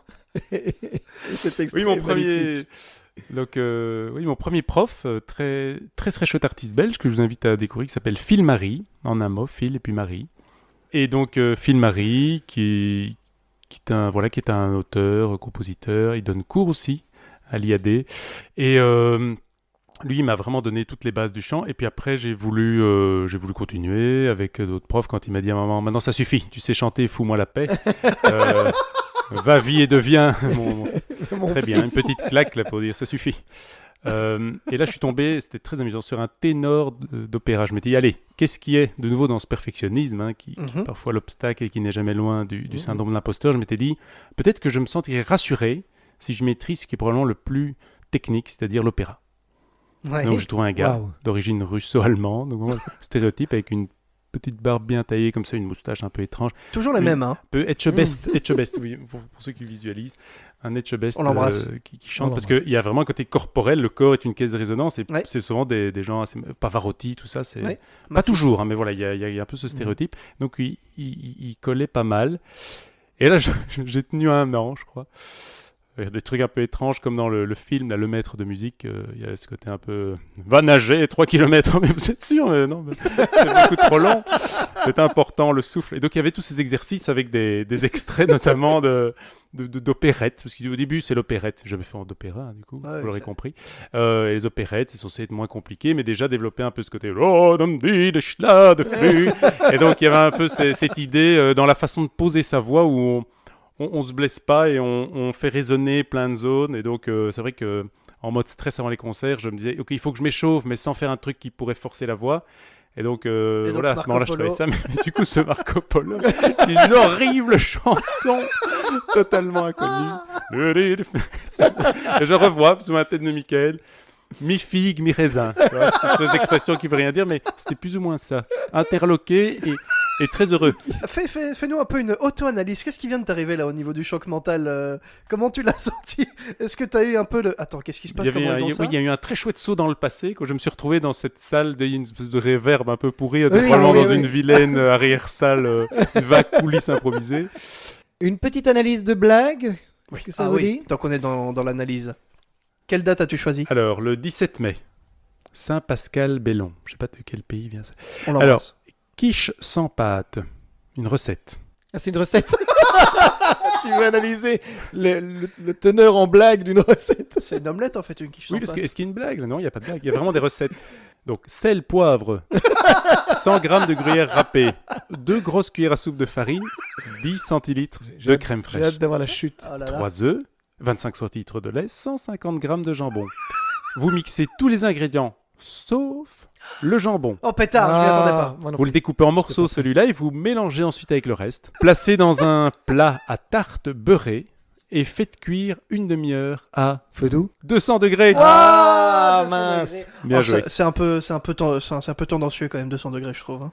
Ouais. Analysons ça. À qui c'est destiné cette recette? Oui. Aux fans de l'absurde. Oui. Oh oui. Là, on a la construction classique, on a un contexte qui met ok, c'est les blagues, le farceur 2025, on pense à ses grands-parents qui trouvaient ça marrant, carambar, tout ça, donc il y a un imaginaire. On s'attend à des blagues, pas forcément drôles. Quiche sans pâte. On se dit tiens, déjà, sans pâte, pas C'est un peu évident. absurde, hein? Comment c'est possible? On va se faire voir, mais donc t'es attentif, où sont les pâtes, où est la quiche? Tu vois. Il y a un contexte. Et puis, on endort un petit peu, on crée vraiment le décor, sel, poivre, et tout. Je crois que On s'y c'est croirait. Ratatouille, quoi. Tout un univers, les gens, si on devait filmer ce qu'ils pensaient, il y aurait comme ça toute une armoire de condiments au-dessus de leur tête. Et puis, soudainement... il y a un peu une tension, c'est long. Tu vois, c'est une Ah longue oui, recette, c'est on bien se long, fait c'est chier. bien long, On ouais. se dit, Il y a putain, ce podcast... Mais l'histoire du jambon qui est pas dedans, c'est... Oui. Moi, ça m'a surpris. Hein. Ah, moi aussi. C'était un peu Moi- plot moi, twist. j'ai- Légère surprise. Et là, il y a une fausse chute, quoi. Et puis alors, on se dit, putain, elle va arriver, ça va être quelque chose. On est prêt là. Et là, on est dans cette fameuse ce concept d'incongruité. Il y a une incongruité, non pas au sein de la blague, mais par rapport au fait de, nom de Dieu, C'était pas ils une m'ont blague. bien eu, c'était pas une blague. Et donc, on vient avec un script qui casse le premier script, mais qui doit être Wow. suffisamment lié. C'est ça toute la Et- force des humoristes qui arrivent comme ça à t'emmener. Pour avec quel public à éviter pour ce genre de blague? Le public à éviter, les Alzheimer ne se souviendront plus du début et auront au moins cet effet d'énumération et d'accumulation de centilitres de précision. C'est vrai. Ça peut être très bon en discours de Dans quel contexte préparation j'allais dire, oui. d'un directeur qui vient de commencer, par exemple, dans une institution. Pour la première fois, il prend la parole devant son équipe. Alors, la quiche sans pâte. Mesdames, messieurs, sel, poivre, 100 grammes de gruyère râpée, 2 grosses cuillères à soupe de farine. Qu'est-ce qu'il dit? Et... Là, il y a des employés qui se disent, je crois qu'il a parlé de moi. Oui, c'est ça. Pour moi, ça. On crée un suspense. Et on termine et fait cuire une demi-heure à 200 degrés. Je vous remercie. Et là, Waouh. voilà. Silence dans la salle. On ne Standing sait pas. ovation. Est-ce que les gens vont dire c'est génial, j'adore l'absurde. En fait, là, tu crées déjà tu crées une attente. On ne sait toujours pas qu'est-ce qui va se passer. On Ça dépend quelle vérifiera. Qui est-il entreprise. C'est ça. Gilles, je t'invite à prendre à nouveau le bol blanc vieux qui a été re-rempli de 3 citations. On est en direct. Nous sommes en direct, effectivement. Coucou aux gens du live. Coucou. Essayons d'enseigner la générosité et l'altruisme, car nous naissons égoïstes. De Richard Dawkins. Effectivement. Pourquoi est-ce que j'ai choisi cette citation? Donc on part sur une thématique plus centrée sur l'altruisme. Et celle-là a été choisie parce que toi, en tant que père, je voulais voir un petit peu ton opinion par rapport à l'altruisme dans ton éducation. Est-ce que déjà tu trouves qu'on est égoïste? Est-ce que tu trouves que c'est quelque chose qu'il faut combattre, par exemple? Vous pouvez répéter la question? Non, ça. Nous naissons égoïstes. Est-ce que c'est sais même pas. conscient? Est-ce que toi, tiens, tu te dis, mes garçons, j'ai envie que ce soit des gens bien, donc je vais leur apprendre, voilà, ce que c'est, pas spécialement l'altruisme, qui est un terme un peu complexe, mais par des petites actions du quotidien, soyez gentils entre vous, partagez vos trucs, etc. Range ta chambre. Mais Non, pas ton mais doigt dans le nez de l'autre. C'est ça. Je ne sais pas si on est égoïste ou pas. Je pense qu'en tout cas, c'est sûr des manifestations spontanées altruistes chez les enfants. Mhm. C'est souvent très beau. Ce petit moment. Là, depuis peu, Pablo, notre petit dernier, est allé à l'école où il y a déjà les 2 grands. Et Jacob, celui du milieu, s'en occupe spontanément Ah, à toutes les chouette. récrés. Et qu'avant, on lui demandait, ça va, t'as été, oui, jouer avec Séraphin, machin, et Louane, et tous ces prénoms inventés. Et puis maintenant, c'est, ah non, j'ai été près de Pablo. Ah, tu vas pas avec tes amis? Ah, mais c'est mon meilleur ami de l'école. Hein. Il y a des espèces de C'est trop trucs chou. non demandés où probablement il se fait un peu chier parce que Pablo, bon, il mange énormément. Pablo, c'est sa passion. Il mange. Donc il va s'installer sur un petit banc, il mange. Comme il est tout petit, et donc, ah, il est mignon, machin, tu veux mon goûter? Oui, dit Pablo. Donc il remange, donc pendant une demi-heure de garderie, il mange. Donc Jacob est à côté, et Luc, c'est plutôt une pile, il doit un peu s'ennuyer, mais il reste là, il protège. C'est Bon, mignon. voilà, je sais pas si c'est comme ça, mais je me dis, tiens, là, il y a quelque chose de... Bon, après, ils sont déjà âgés, donc forcément, il y a déjà eu de l'imitation sociale et déjà eu de l'apprentissage. Est-ce qu'on est égoïste? C'est vrai que quand on imagine ce petit être là qu'on dépose souvent sur le ventre de sa maman et qui se met à grimper jusqu'au sein, c'est quand même vachement égoïste, hein. Il n'y a pas un moment où il se retourne pour dire... Quelqu'un en veut? Mais est-ce que les jumeaux se retournent chez le deuxième? Il y a forcément un premier et un deuxième pour dire, allez, viens, tiens-toi à mon genou, tu monteras plus vite. Je t'en laisse un petit peu. Je prends le gauche, tu prends le droit. Je sais pas. Souvent, c'est des études sur les jumeaux qui nous permettent d'avancer sur ces questions un peu de l'œuf ou de la poule, tu vois. Ouais, je vois ce que tu... Parce que finalement, oui, et puis on est hyper centré sur eux, ils en ont besoin. Et puis à un moment, on commence à leur dire, ah tiens, si jamais il y a un petit frère ou une petite sœur, et là, je peux dire que dans notre cas, en tout cas pour notre aîné, ça a été dur? ça n'a pas été un plaisir, mais je comprends. Même, en fait, on dit toujours, oui, les enfants uniques, c'est parfois plus compliqué que les autres, parce que ça dépend, évidemment, sauf s'ils ont été à fond, on va dire, sociabilisés. Mais des fois, il y a un côté plus difficile d'apprendre à vivre en groupe, à partager tout ça. C'est assez logique s'ils ont une centration 100% des deux parents et tout. Mais au fond, un aîné a été un enfant unique pendant un temps Oui, certain de sur facto. Terre. Et donc, il vit quand même une rupture. Causément, ses deux parents partagent quoi, entre les deux. C'est pas toujours évident. Donc ça a été fort enseigné de notre part. Essayer de... Oui, ne fais pas que de casser tes jouets, je comprends. Non, ne le mets pas dans la poubelle. Voyons. Un jour, au football, par exemple, tu seras content qu'il soit au goal. Voilà. Parce que sinon, on se fait chier. Il y a personne qui veut être gardien. Donc, ouais, est-ce qu'on est égoïste? Je ne sais pas. Sincèrement, moi, je pense, mais ça vient peut-être de ce que tu as dit, le fait qu'on est très, très centré sur eux, parce qu'ils en ont besoin, il faut qu'on s'en occupe. Ils peuvent pas, subvenir à leurs besoins, c'est normal, ils sont trop petits. Mais je pense que ça crée ce côté un peu égoïste de l'enfant. Moi, Est-ce que c'est égoïste? Est-ce que c'est plus narcissique? Narcissique, c'est bien. C'est peut-être un meilleur terme qu'égoïste, parce que c'est très auto-centré, centré sur moi, c'est moi le héros de l'histoire, entre guillemets, et je trouve que c'est quelque chose qu'on a jusqu'à la crise d'ado. Je pense que la crise d'ado, en tout cas de la manière dont moi je l'ai vécue et de ce dont je m'en souviens, c'est peut-être un petit peu ce moment où tu commences à te rendre compte que, j'ouvre des guillemets, tu n'es personne, fermez les Oui, guillemets. l'an dernier, il était... Oui, oui. Le sens, il a changé. C'est lourd. C'est les 18 ans, ça change. Non, mais c'est le côté un peu... Tu te rends compte que tu n'es pas le centre du monde, tu es une personne parmi tant d'autres qui ont autant de valeur que toi. Et donc, tu crises. C'est pas... Moi, je veux être au centre du monde, je veux qu'on m'écoute, je veux que ci, je veux que ça. C'est vrai. Et ça commence même théoriquement plus tôt dans les stades de développement de l'enfant, avec ce notamment, ah tiens, je me reconnais dans le miroir. Enfin, on sent qu'il y a vraiment un côté Mais naturel. le pervers à narcissique, être centré. comme on dit, C'est ça parce qui que tu parlais de narcissisme. Peut-être manquait-il de miroir étant petit. Mettez des miroirs chez vous, si vous ne voulez pas de pervers narcissique. Ceci dit, je pense qu'il y a quand même une tendance un peu naturelle, un peu animale à... Oui, surtout en situation de danger, à du coup se recentrer sur soi. Et c'est vrai que cet enseignement de la générosité et de l'altruisme, ça peut paraître un peu catholique et très normatif, très Soyez très gentils les uns avec plan-plan. les autres. Pourquoi finalement on doit être comme ça et pas autre chose. Mais il n'empêche que... Voilà, je pense que sans vraiment rentrer dans des trucs un peu justement bien pénibles, sur une analyse actuelle de notre société qui peut-être irait vers des bords un petit peu De quoi parle-t-on? extrémistes. Il y a quand même cette notion un peu de repli sur soi. Les Extrémiste Catalans, de là, droite. qui, j'en sais rien, et les Wallons et les Flamands. Il y a quand même cette tendance, là, un petit peu à... C'est pas la même chose de style d'égoïsme, mais il y a quand même un repli sur soi qui n'est évidemment jamais très loin d'une forme de narcissisme et en tout cas de contraire d'une forme de générosité, d'altruisme, de confiance en l'autre. Ouais, donc je crois quand même que ça mérite d'être enseigné parce qu'on dirait bien que spontanément, en situation de peur, l'humain a tendance à se réfugier dans ce qu'il connaît, dans ce qui est à lui. Ça, c'est un peu... Mais c'est vrai que tu situes là ailleurs, donc c'est pas forcément au stade de l'enfance, mais même les conflits adultes. Et en fait, j'aime bien dans cette phrase le essayons d'enseigner, parce qu'on se réfère directement aux enfants. Pour moi, vu qu'on apprend continuellement, Ah oui, ça oui. je me rends compte personnellement que j'ai vraiment eu plusieurs phases de ma vie où je me suis rendu compte que la veille, j'étais encore égoïste.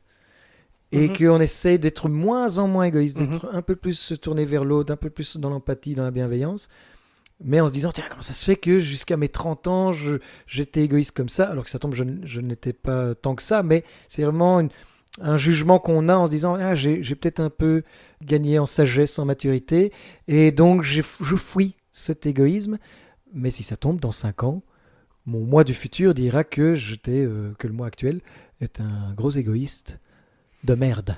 Bah, il y a aussi même une question de définition. Par exemple, j'ai une autre citation ici que j'avais gardée dans mes notes d'Oscar Wilde, qui disait « L'égoïste n'est pas celui qui vit comme il lui plaît, c'est celui qui demande aux autres de vivre comme il lui plaît. L'altruiste est celui qui laisse les autres vivre leur vie sans intervenir. » Il y a aussi cette notion-là que j'aime bien, qui n'est pas spécialement... Être altruiste, ça veut pas dire « je vais donner plein de trucs », c'est parfois juste laisser les autres faire leur vie, sans leur dire comment faire et quoi faire. Parfois, ça serait bêtement là aussi. C'est assez essentiel parce que ça rejoint tout ce qu'on appelle les sauveurs. On en a Mhm. plein, moi j'en ai dans ma famille, je ne les citerai pas, où il y a cette impression d'altruisme, d'adresser « Oh, je ne pense jamais à moi, je suis toujours occupé à sauver Oui. tout le monde », dont certains n'ont rien demandé. Oui. Et ça, Et c'est ça quand même devient assez égoïste. essentiel, parce que du coup, on est dans une espèce de mise à la place de l'autre qui est vraiment une privation de liberté, quoi. Je pense que tu as besoin, là maintenant, que je fasse ça pour toi. Allez, tu n'as pas de travail, je vais envoyer à ta place et appeler tout. Ça peut normalement un sentiment d'angoisse, voire de début de vomi monte chez les gens qui sont un tout petit De peu encore vomi. attachés à leur idée de liberté. Donc oui, c'est Bah, ça devient l'égoïsme selon la définition de Wilde, justement. C'est ça. Il fait vivre l'autre la manière dont lui pense qu'il devrait vivre. Mhm. ça. Et donc, Oui, on il quitte impose sa l'altruisme. pensée, Exactement. et c'est pour ton bien. Ne t'en fais pas. C'est ça le Je pire. sais ce qui est bon pour toi. Ouais. En tout Ah, cas, un ouh, altruisme juste J'ai le vomi qui arrive là. passe d'abord par la vérification de ce que l'autre estime, C'est rentre tourné dans la vers l'autre, vision du monde pas tourner d'abord. vers soi. C'est ça. Ça, c'est le top, évidemment. C'est pas je pense que tu as besoin, c'est de quoi est-ce que tu as besoin, est-ce que je peux t'aider. C'est pas la même chose. Passons à une autre Oh, citation. oui. Merci, Qu'en Oscar. penses-tu? Merci. Oui. Bisous, Oscar. L'homme est un loup pour l'homme. Pas du tout. Bien tenté. Même si Machiavel, on l'embrasse, bien sûr. Ceux qui s'emploient à soulager les souffrances des autres le font souvent pour se détourner de leurs propres souffrances. Friedrich Nietzsche. On embrasse. Qu'on Friedrich embrasse. Nietzsche. Bah, ça rebondit directement sur ce dont on vient de La parler. forêt noire. Le Gewürztraminer. Qu'est-ce qu'il dit de beau? Il dit beaucoup de choses, hein, Friedrich. Ah, il dit beaucoup il a de dit choses beaucoup de intéressantes. choses. Hein. Il a dit Faut beaucoup de bien- choses Bien s'en intéressantes. rendre compte. Ouais. Oh oui. Est-ce que tu peux nous relire, s'il te plaît, la phrase pendant Oui. que tu l'analyses? Ceux qui s'emploient à soulager les souffrances des autres le font souvent pour se détourner de leurs propres souffrances. Donc, lui, son propos finalement interroge la motivation, le Le moteur, pourquoi. le pourquoi on serait de nature à aller s'occuper des souffrances des autres. Certains, du moins, pas tous. Donc, ce serait un évitement, hein, comme on Mhm. dit en psychologie. systémique thérapie brève, petite pub, puisque l'idée c'est ça, c'est si je souffre, le réflexe naturel et souvent quand même qui peut mener à des problèmes, c'est finalement de regarder ailleurs. Mais c'est ça le problème, c'est que comme on regarde ailleurs, on ne traite pas la Mhm. propre souffrance. Et donc souvent, c'est une forme de report à plus tard de la propre souffrance. Donc déjà, il y a, d'un point de vue, je suis désolé de le dire, mais d'un point de vue psychologie systémique, thérapie brève de base, il y a un problème avec ce que Frédéric... Friedrich. Friedrich. Il est allé tout petit peu Que Monsieur franciser. Niche, là. Monsieur Niche. Friedrich Nietzsche. Friedrich Nietzsche. Oh, c'est Friedrich Nietzsche en allemand. Friedrich Nietzsche. On l'embrasse aussi. Se détourner pour soi. Donc voilà, je pense que c'est une mauvaise idée de faire ça, parce que finalement, vous allez, tel un boomerang, vous la ramasser en pleine gueule, votre souffrance. Donc tu es d'accord avec ce qu'il dit? Les gens qui s'occupent des autres pourraient avoir tendance à le faire parce Alors qu'ils lui, il dit dissimulent qu'ils leur le font propre souvent souffrance. pour ça. Donc lui, il fait partie de cette bande de pessimistes qui se disent ouais, des conneries, tout ça un cadeau, comme ça après il y a une dette. Un cadeau, et comme ça je te suis redevable, et comme ça je me sens mieux. Oui, Noël, Peut-être. oui, c'est quoi cet exemple Noël, C'est donc ça. tu m'offres un cadeau parce que c'est Noël, et après moi je te dois quoi? Une maison, ça. c'est ça? Tout à fait. Et qu'il y aurait toujours une espèce finalement de moteur égocentré, ce serait ma souffrance, donc on part de moi. Je vais aider Ouais. l'autre pour... Et puis il y a ceux qui quand même pensent que non, il y aurait une espèce de bonté un peu pure, gratuite, des actes de charité, des dons de soi, pourquoi donner sa vie pour un autre dans les guerres, il y a eu des trucs assez beaux, ok non, prenez-moi plutôt que l'autre. Bon, après, c'est une bonne façon de se détourner de sa propre souffrance, parce qu'après, en théorie, il y en a plus beaucoup. Mais on peut pas dire qu'il y a un vrai intérêt égoïste à court terme, quoi. Voilà, donc il y a... Dans ces circonstances-là, non, pas vraiment. Je n'ai pas beaucoup d'autres exemples, mais donc oui, je pense que c'est une question qui n'est pas résolue sur se dire Bah. est-ce que forcément on est tous des espèces d'égoïstes et que même nos actes altruistes sont un peu une façon notamment d'être bien vus. Oh, celui-là, mon voisin, il est tellement beau, il donne à chaque fois. Oh oui, le père Oui. Damien, même ceux qui finalement se font choper après par la justice, ils donnent, les modules, tout ça, Ouais. les bics. Et tu parlais de la dette due à l'altruisme. La question pourquoi est donc alors, oui, est-ce que tout acte altruiste engendre automatiquement une dette? C'est surtout ça. Est-ce que si je suis bon, alors voilà, il faut le noter. Il faut absolument le noter que j'ai été bon parce que comme ça, il y aura un retour de mais récompense. Est-ce qu'il n'y a pas même l'effet inverse comme pour tout, la vérité est probablement entre les deux, hein, bien sûr, mais tu te dis, je suis bon, je fais quelque chose de bien, avec moi dans mon esprit que c'est pour qu'on me doive quelque chose derrière. Mhm. Mais peut-être que, imaginons, je le fais sans arrière-pensée, mais la personne qui reçoit le don se dit, ah, il le fait pour que je lui sois redevable, donc je lui suis redevable. Ok. Ça peut Oui, être oui, fait c'est ça. aussi dans la tête de l'autre, de la personne qui reçoit. Oui, oui, tout à fait. Donc imaginons un gars est en train de se noyer. Mhm. Personnage A. Oui, on va les nommer. Personnage A. Ah. Je fais A. Il se noie. Personnage B. Oh mon Dieu, il se noie. Il tend la main et il sort le personnage A de l'eau. Merci beaucoup. La blague veut qu'il le tire dans l'eau et il tombe aussi avec lui. Les gens rigolent. Non, mais il le sort de l'eau. Voilà. 200 degrés au Oh, fond. merci. Vous me devez 200 €. Non, Je vais retourner me noyer, moi, du coup. non, merci. Alerte à De- Malibu. C'est le Et pic le- de Alerte à Malibu. Donc merci, l'autre dit de rien. Et il le dit de rien, Ah. pas de dette. Oh. Dans cet exemple-là, il dit de rien. Parce que les Sinon, gens on, dit qui- avec- on peut dire avec plaisir. Donc ne dites pas de rien, parce que si vous dites de rien, ça veut dire que c'est foutu, il y a rien derrière. On Ça, paye pas peut-être. quand on dit de rien. Oui, bah, Nietzsche a encore dit des choses qui font débat, En finalement. tout cas, c'est vraiment une question de choix, du coup. Effectivement, je crois que ça dépasse les gens de se dire « Ah zut, on m'a filé un truc, je crois que je suis redevable ». C'est vraiment des pensées qu'on a avec soi-même. Il est écrit nulle part dans aucune loi. Ah non, non. C'est une question, C'est oui, pas un forcément contrat. d'éducation. Mais à un moment, ça devient des ruminations mentales et c'est une vision du monde nouveau qui va s'imposer à la personne, se dire « Oh là là ». Et il y a même des gens, du coup, qui vont ne pas être à l'aise avec le don, le cadeau, parce que derrière, ça va devenir insupportable pour eux, cette tension, cet écart à réduire. Ah mon Mhm. Dieu, merde, je lui dois des choses, et je dois aussi à Mireille, et machin. Et puis comment comparer, en plus. Donc c'est vrai que, voilà, Mais souvent... comme tu dis, c'est très personnel en fait comme vision, parce que Mireille, Mathieu, n'importe qui d'autre n'ont rien demandé, entre C'est guillemets, ça. dans ce un truc qui aide, d'ailleurs, c'est souvent de se dire, attention que, a priori, si l'autre a voulu faire ce don, il y a trouvé aussi quelque chose. Beaucoup de gens aiment donner, aiment enseigner, aiment apprendre, aiment par exemple transmettre. Et donc Mhm. le receveur d'une information, d'une compétence, pourrait se dire « Ah oui, mais c'est pas équitable. Lui, c'était déjà un maître en la matière, il a passé X heures, etc. » Alors des fois, on paye, ça s'appelle un professeur. Et, voilà. Et des fois, non. Mais en fait, je crois qu'une des solutions, si on se pose la question, c'est quand même, comme souvent d'ailleurs, hein, c'est de poser la question, de métacommuniquer, comme on dit, et de se dire, mais finalement, tiens, je me sens un peu mal à l'aise, hein, et d'aller vérifier chez l'autre.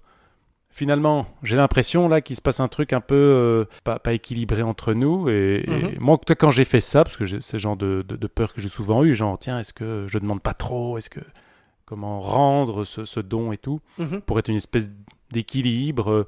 Oui, mettre les choses Ça à aide plat que en l'autre dise discutant, ah en mais fait. moi ça va, ça m'a fait plaisir, j'ai passé un Ouais. bon moment, même si effectivement on pourrait voir d'un certain point de vue que je t'ai donné plus, mais de l'autre côté peut-être que je me serais fait chier chez moi, là j'ai partagé un temps ou... Ah ok, et donc ça aide parfois voilà, à régler avec ces Discuter, petites voix communiquer. à se dire ok, bah, visiblement mon script ne fonctionne pas et ma pensée n'est pas On n'est pas ok. Bah, j'aimerais bien justement rebondir, et ça va même faire un lien avec ce dont on parlait tout à l'heure. Le fait de, parfois, juste le fait de donner, tu en retires quelque chose. Le fait de plaisir d'offrir. Il est en train de faire une duck face. Il a l'air un petit peu. Je suis pas sûr de ce que vous dites ici. Je trouve que tu dois Peut-être faire attention. thérapeutique. ChatGPT ne dit pas que des choses intéressantes. Demande-lui toujours ses sources. Tout ça pour dire, ça rejoint un petit peu le côté égoïste des enfants. Je sais que moi, personnellement, Noël, et ça justement, ça fait un peu partie de la... Pas de la thématique de ce podcast, mais bon, on est en décembre, donc c'est bientôt Noël. C'est un spécial Noël. C'est un spécial Noël. Dissimulé un peu partout On va dans dire, le... voilà, dans le cherchez podcast. bien dans la vidéo, à un moment on dira boule. Ce sera pour les boules de Noël. Boule. Et donc, je sais que quand j'étais petit, Noël, j'adorais ça, parce que je recevais des cadeaux. Et Maintenant, jusque-là... tu dois en acheter, tu n'aimes plus Noël. c'est Non, mais justement, en grandissant, je me suis rendu compte que aujourd'hui, je prends presque plus de plaisir à offrir un cadeau Ah oui. à Noël. Avec ma famille, on fait une cacahuète. Donc on pioche chacun un nom et on offre un gros cadeau à la personne qu'on a pioché. C'est malin. Ça permet en fait de faire des beaux cadeaux plutôt que de recevoir plein de petits cadeaux de la part de tout le monde, de recevoir un beau gros cadeau et tout le monde est content. Ben, je réfléchis plus au plaisir que je vais avoir à donner à la personne que j'ai pioché le cadeau qu'il a demandé sur sa liste, qui va lui faire vraiment plaisir, qu'à me dire « Oh, moi j'ai demandé ça, je vais recevoir ça, je suis trop content ».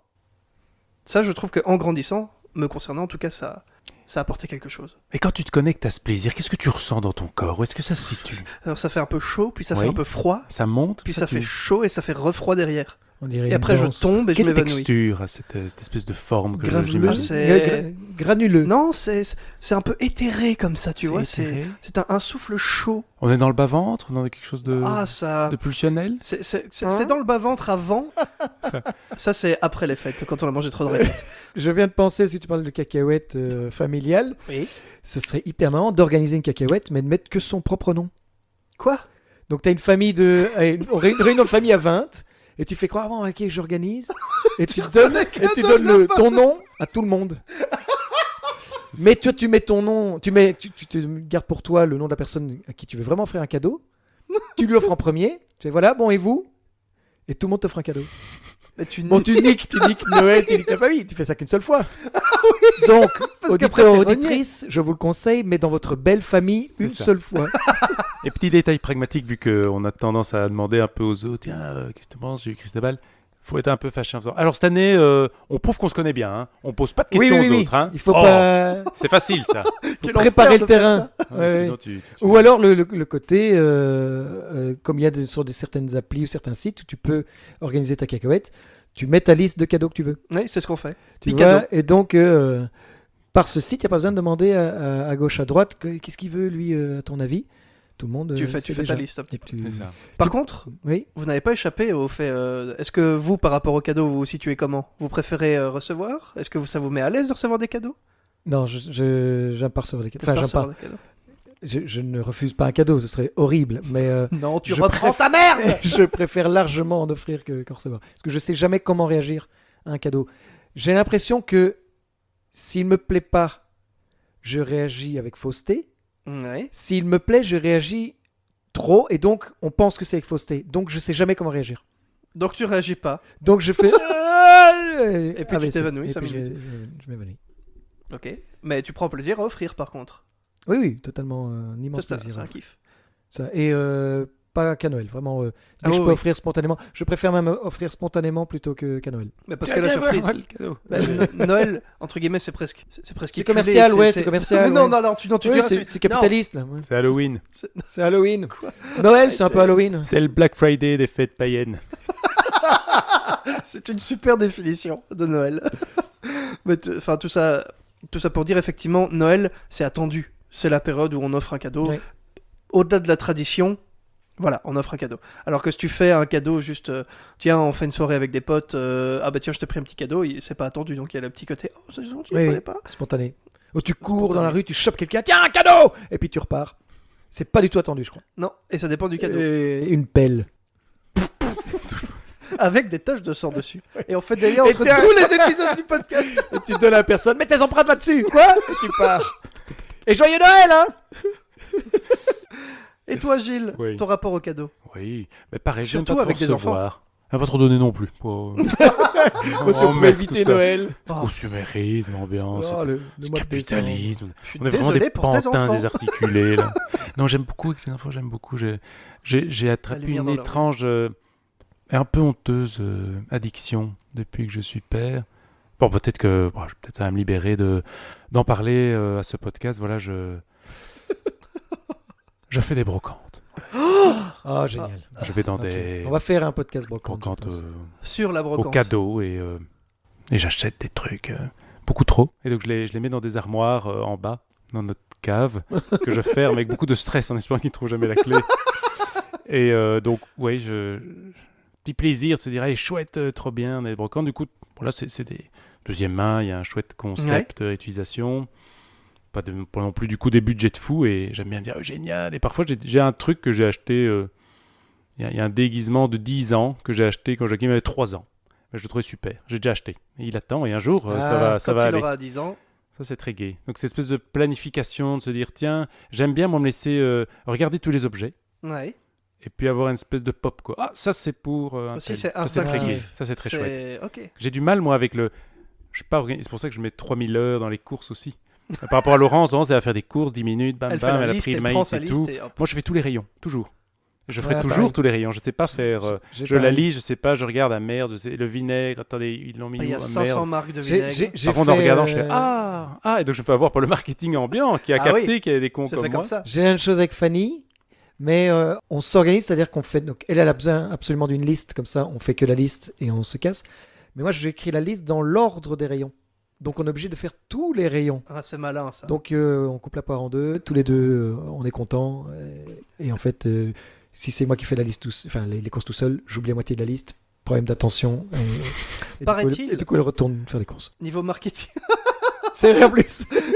Paraît-il, niveau marketing des magasins, ils mettent toujours le rayon boulangerie à proximité de l'entrée. Pour que quand tu entres, tu as cette odeur de pain, de pâtisserie qui t'ouvre l'appétit et donc ça te donne envie d'acheter plus. C'est hyper intéressant. Ouais, j'avais un petit qui. Il y a pas mal d'études là-dessus sur vraiment tout ce côté marketing et psychologie. Et c'est impressionnant. Ils ont Bah, c'est ils flippant ont des en fait. connaissances là ultra avancées dont voilà, la plupart des gens sont pas conscients. Et On est manipulé sans s'en rendre compte, si on l'analyse comme ça, entre guillemets. effectivement, la hauteur des produits, les couleurs, le truc qui va faire que ça va te parler, tout est super, super bien étudié. Bon, là, ça fait partie du jeu après. Hein, mais donc, Ah, oui, effectivement, d'où d'ailleurs le fait, on dit, pas aller quand on a faim et tout ça, parce qu'on va être beaucoup plus Oui, sensible oui, à ces jamais faire à les ces courses quand on a stimuli. faim. Ça, c'est la règle de base. Sauf chez Colruyt. Ça- Tu peux manger un peu partout. tu peux manger à chaque rayon un Bah, petit tu bout de vas en soirée, saucisson. comme ça, je sais pas quoi bouffer ce soir, bah, je vais chez Colruyt, hop, et On je va grignote rester le au- saucisson, au rayon biscuits et des saucissons. olives, oh, du vin. Colruyt pour la pub, nous attendons. Merci. Le virement 2000 €. Merci Thierry pour le partenariat.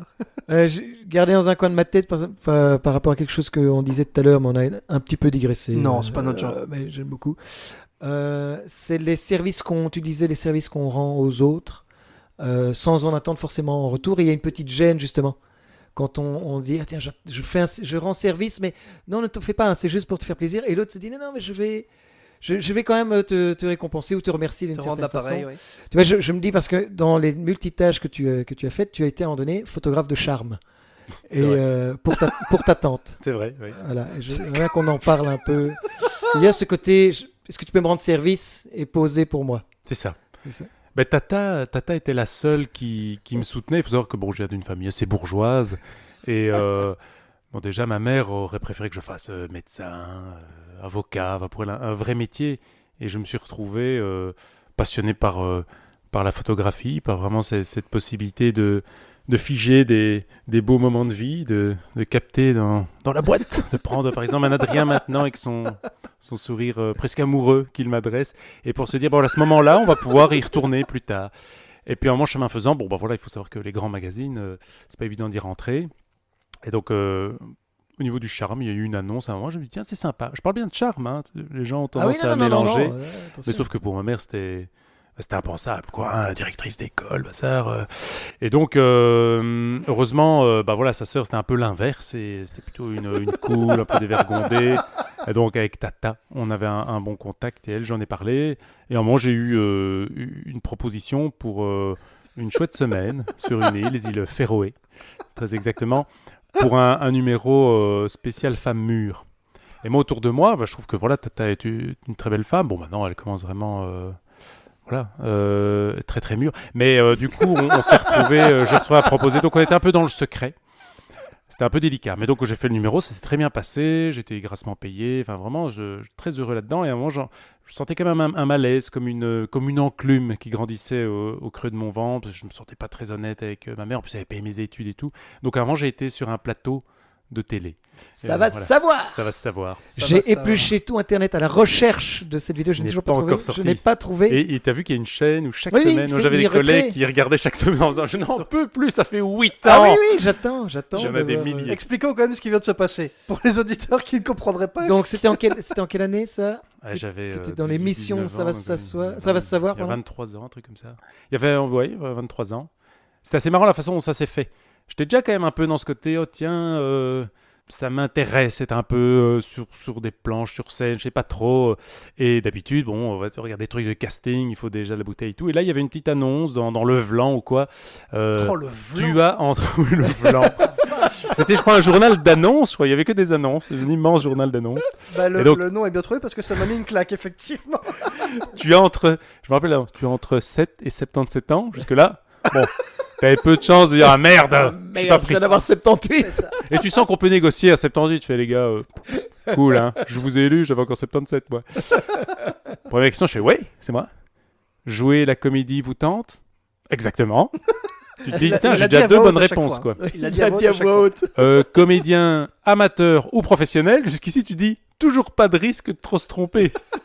Tout le monde peut répondre oui à ça. Enfin, ou en tout cas, si jamais tu lis et que tu dis pourquoi pas. Si t'as quelques velléités, en tout cas, oui. Alors, et pas d'infopus. Alors, appelez tes numéros. On appelle tes numéros. Ah, bah, vous pouvez venir pour le casting mardi à 14h. Ah, ok. Et ce n'est qu'en arrivant sur place. Ah, tiens, à B3. C'est vraiment en rentrant dans la pièce. Ah, ça va savoir. Merde. Là, il y a un petit. Merde. J'aurais Mauvais choix. espéré, Ah, je me suis fait avoir. petite série, un petit. Et donc là, le casting consiste à jouer un truc qui est déjà passé. Il faut savoir que c'est que des scénaristes qui font ça. J'en rappelle que j'avais posé la question, mais ils sont payés. Ils se payaient, genre à l'époque, une 50aine d'euros par petite histoire. Et qu'à mon avis, ils écrivent en 5 minutes. Avec toujours 3 personnages, la même structure. Et donc, on devait jouer comme ça un ancien rôle. À chaque fois, on passait à 3 en même temps. Et puis voilà, une demi-heure sur place. Et puis tu repars. Et puis genre, on vous rappellera en fonction des besoins. Donc quelques mois plus tard. Ah voilà, ça vous intéresse vous pouvez être Dylan, photographe de charme, qui vient annoncer « Ah oui, c'est ça l'impression que je vous ai donnée. » C'est qui est marrant, t'as joué Auguste Boucher, qui vient dire qu'il en a vraiment marre de cette machine qui coupe des immenses tranches de jambon, tout le monde s'en plaint. J'ai fait sérieusement, avec beaucoup de tristesse dans la voix. « Oui, oui, Dylan, photographe de charme. » Tu vois. Ah bon. Tu aurais donc, pu être Bertrand et L'expérience Bénice et était assez Laguerre. amusante, quoi. Tu te retrouves là. Il y avait tout le côté quand même, enfin, même si c'est nul hein, comme émission, on peut le dire. T'es quand même dans un studio professionnel avec Totalement 25 nul. 000 techniciens, tout à fait incroyable. Le public aussi, je vous conseille de regarder une fois deux pour le public. Cela n'était donc, je sais pas, probablement pas au courant que c'était faux, je sais pas, mais il y en avait vraiment des très beaux qui, ouais, scandaleux. Oui, c'est un public très pas où vous allez les agressif et chercher. très énervé. Mais tu m'avais raconté à l'époque que il y a même des gens qui t'avaient reconnu dans la rue. Oui, une des dames, oui. Donc j'avais joué avec une. Non, tu pouvais pas jouer deux fois parce que c'est très bizarre parce que c'est écrit partout, c'est des acteurs, enfin, entre guillemets, c'est des histoires fausses. Et pourtant, on te dit, tu peux pas rejouer avant environ 3 ans. Comme ça, les gens ont un peu oublié ta tête. Ah Et oui. donc, moi, j'avais eu la chance là, de jouer avec une dame qui était comédienne professionnelle, très, très sympathique, qui jouait ma maman. Et elle avait dit, bah oui, moi, donc, bon, voilà, c'était des petits boulots, on prend quoi, c'était 200 €, un truc comme ça, pour passer une demi-journée. Donc voilà, on n'est pas fiers, mais on fait. Et donc, payer les impôts. elle se retrouve du coup à un moment dans le métro, peu après le passage d'une série où elle avait joué. Là, la plupart des thèmes, c'était je trompe mon mari avec, Oui. avec le petit ami de ma voisine de palier, machin. Et il y avait une vieille dame qui l'avait fixée pendant genre deux trucs de métro. Et avant de sortir de sa rame, est arrivé vraiment chez elle, le regard noir. Traîné. Et puis elle était sortie comme ça. Elle m'a fait, mais Allô? et c'est vraiment dans un second temps, quelques minutes plus tard, qu'elle se dit, à mon avis, c'était ce truc-là, quoi. Donc il y a quand même des gens dans le monde qui ont cru que c'était vrai.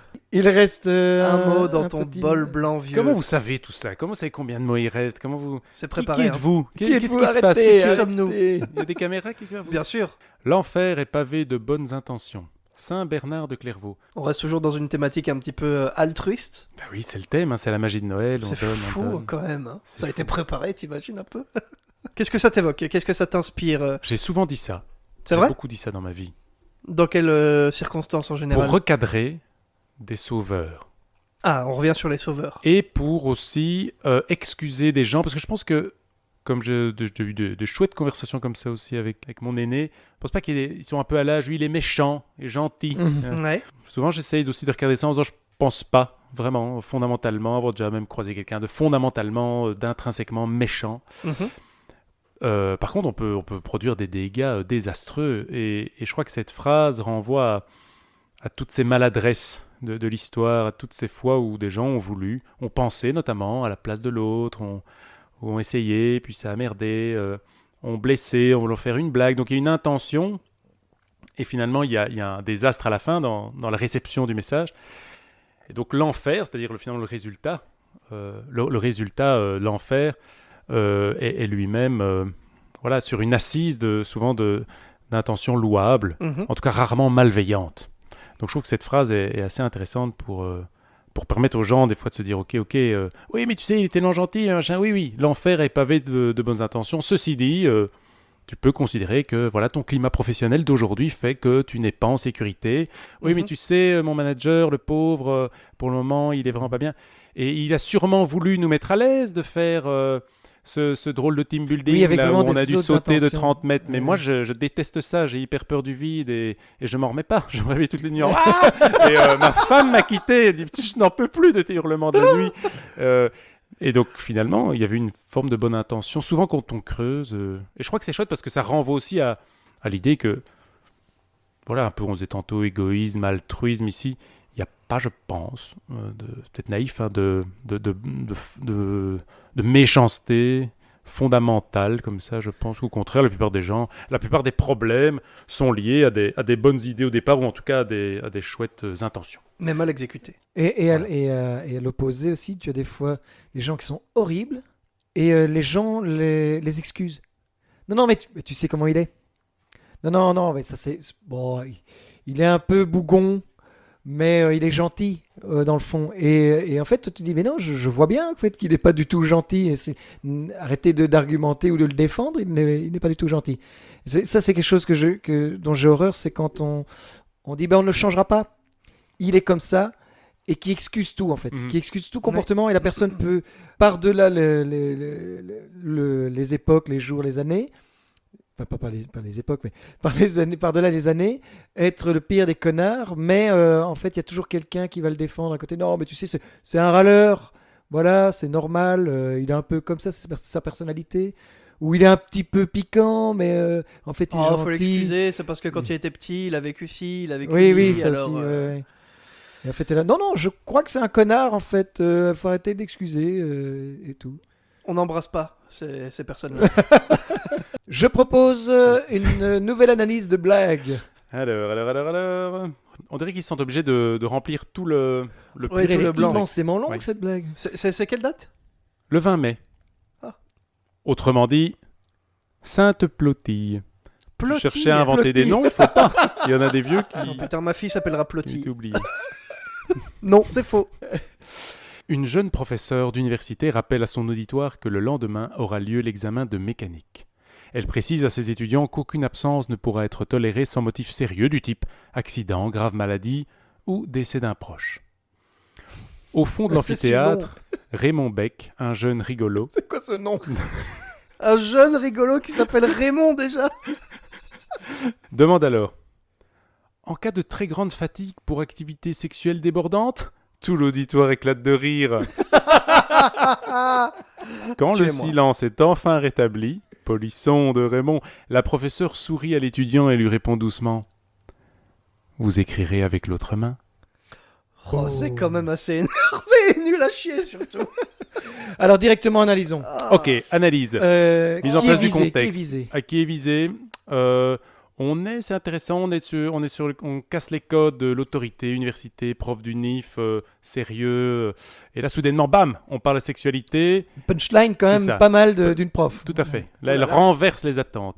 Donc, assez intéressant. Il y a toujours ce thème sexuel qui reste quand même... je pense que j'avais... Gros pourcentage une bonne moitié des blagues. en hein. général Ouais, ont sans une doute. touche sexuelle. Les gens ont besoin, Mhm.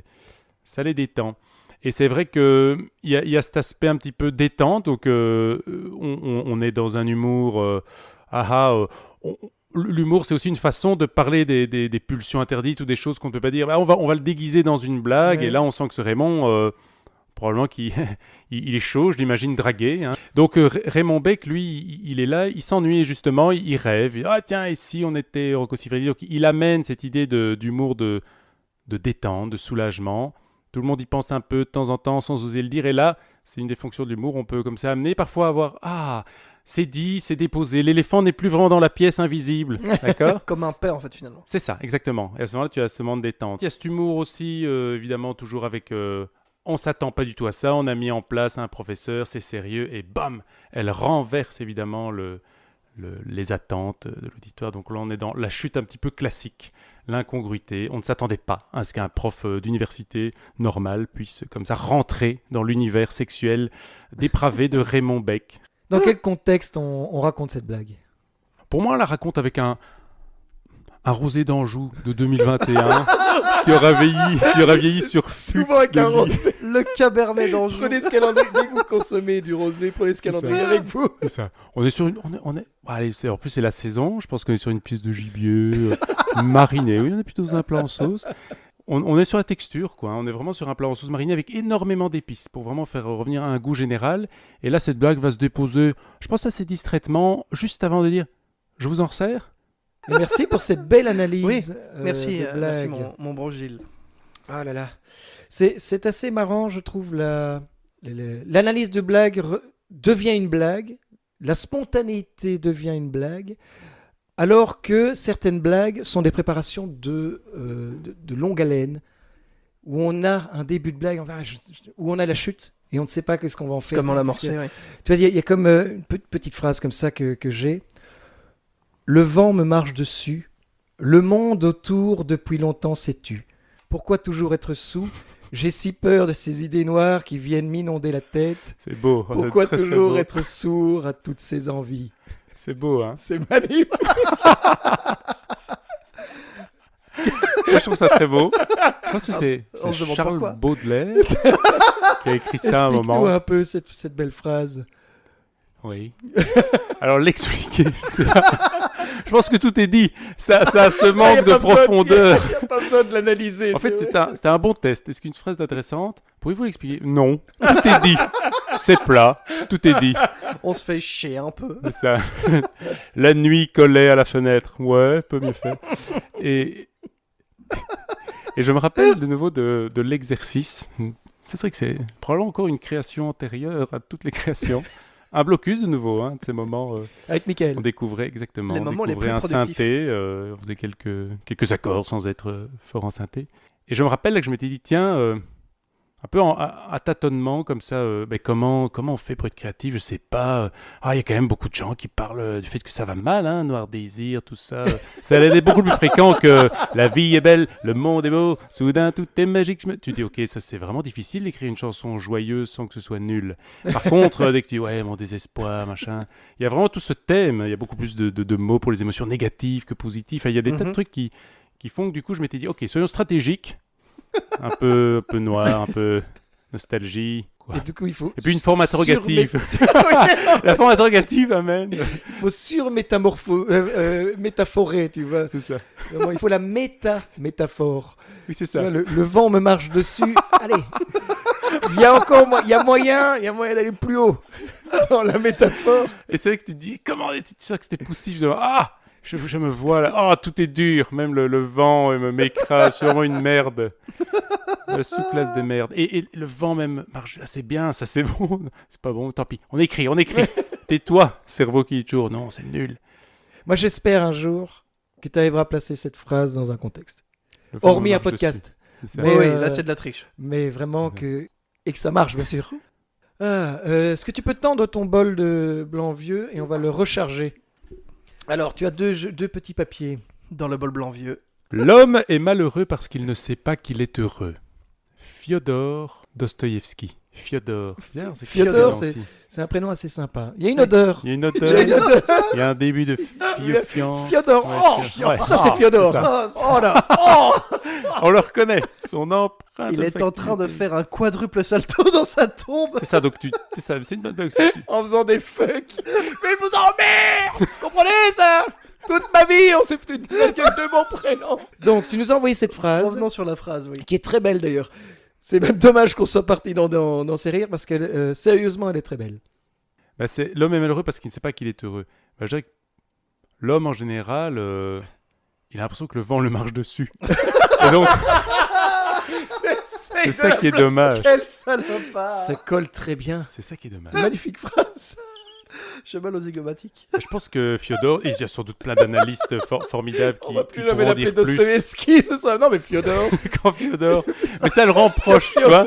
On a l'impression, à partir d'un certain âge, vous verrez, que... Tu tutoies tout le monde, on tutoie oui, tout le monde. tu dis, bon, bah, tant qu'à faire, tant pis. Donc Fyodor, l'homme est malheureux parce qu'il ne sait pas qu'il est heureux. Tu dis, quel beau recul. Je pense que c'est dans un échange qu'il a dans forcément un de ses livres. Et c'est cette conscience du savoir qui génère vraiment toute cette angoisse. Blaise Pascal a dit, alors à ce moment-là, que fait l'homme? Il s'occupe, il pousse une boule de billard.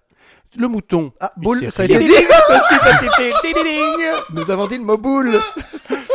Et Ça part que tellement en l'homme couille. qui est malheureux, l'idée, je pense que Fyodor l'invite à prendre les rênes de sa vie. Et donc, le fait de savoir qu'on est heureux, finalement, c'est souvent la conclusion.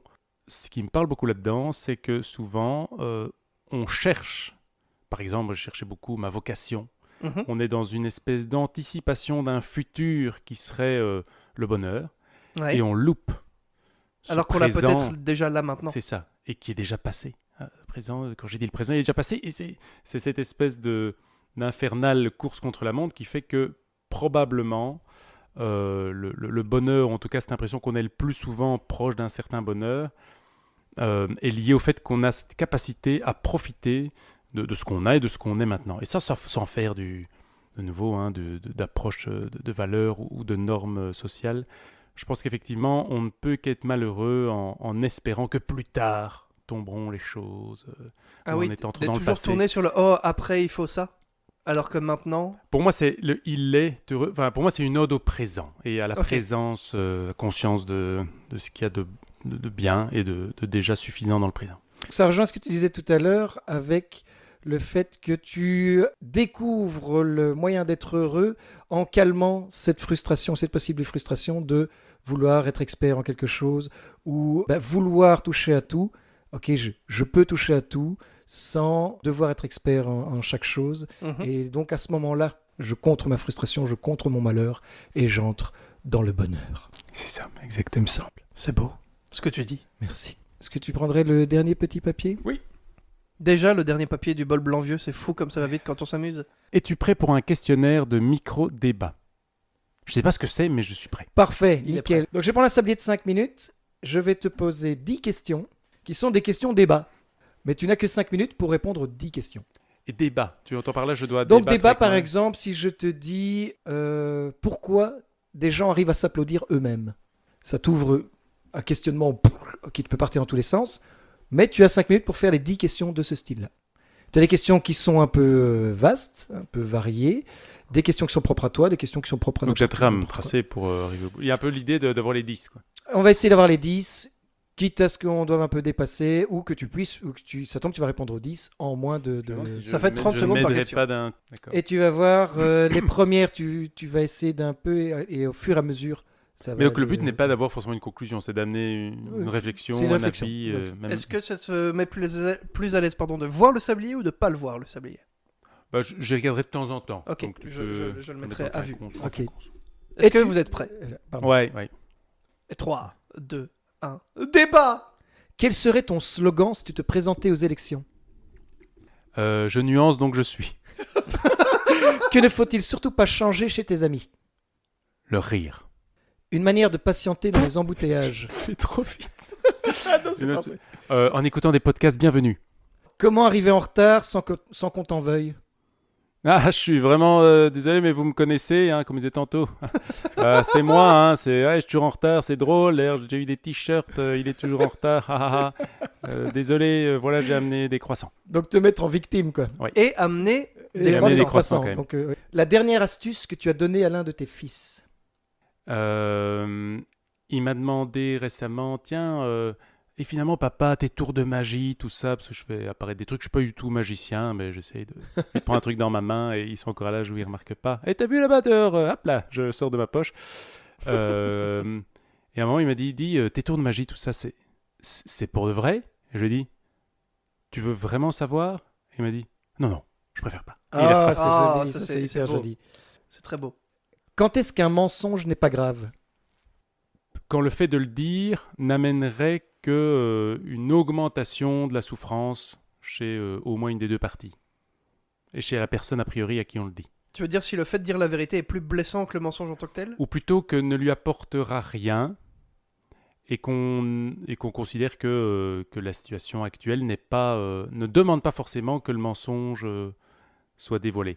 Je crois que le tout dire, donc cette espèce de transparence, de nouveau très chrétienne dans l'âme, on voit que des fois c'est trop dire et peut y avoir des choses qui ne regardent personne. On n'est pas obligé d'aller. Et au fait, tu sais que quand on t'a conçu, franchement, on s'est bien marré avec ta maman. Tu ne veux pas le savoir.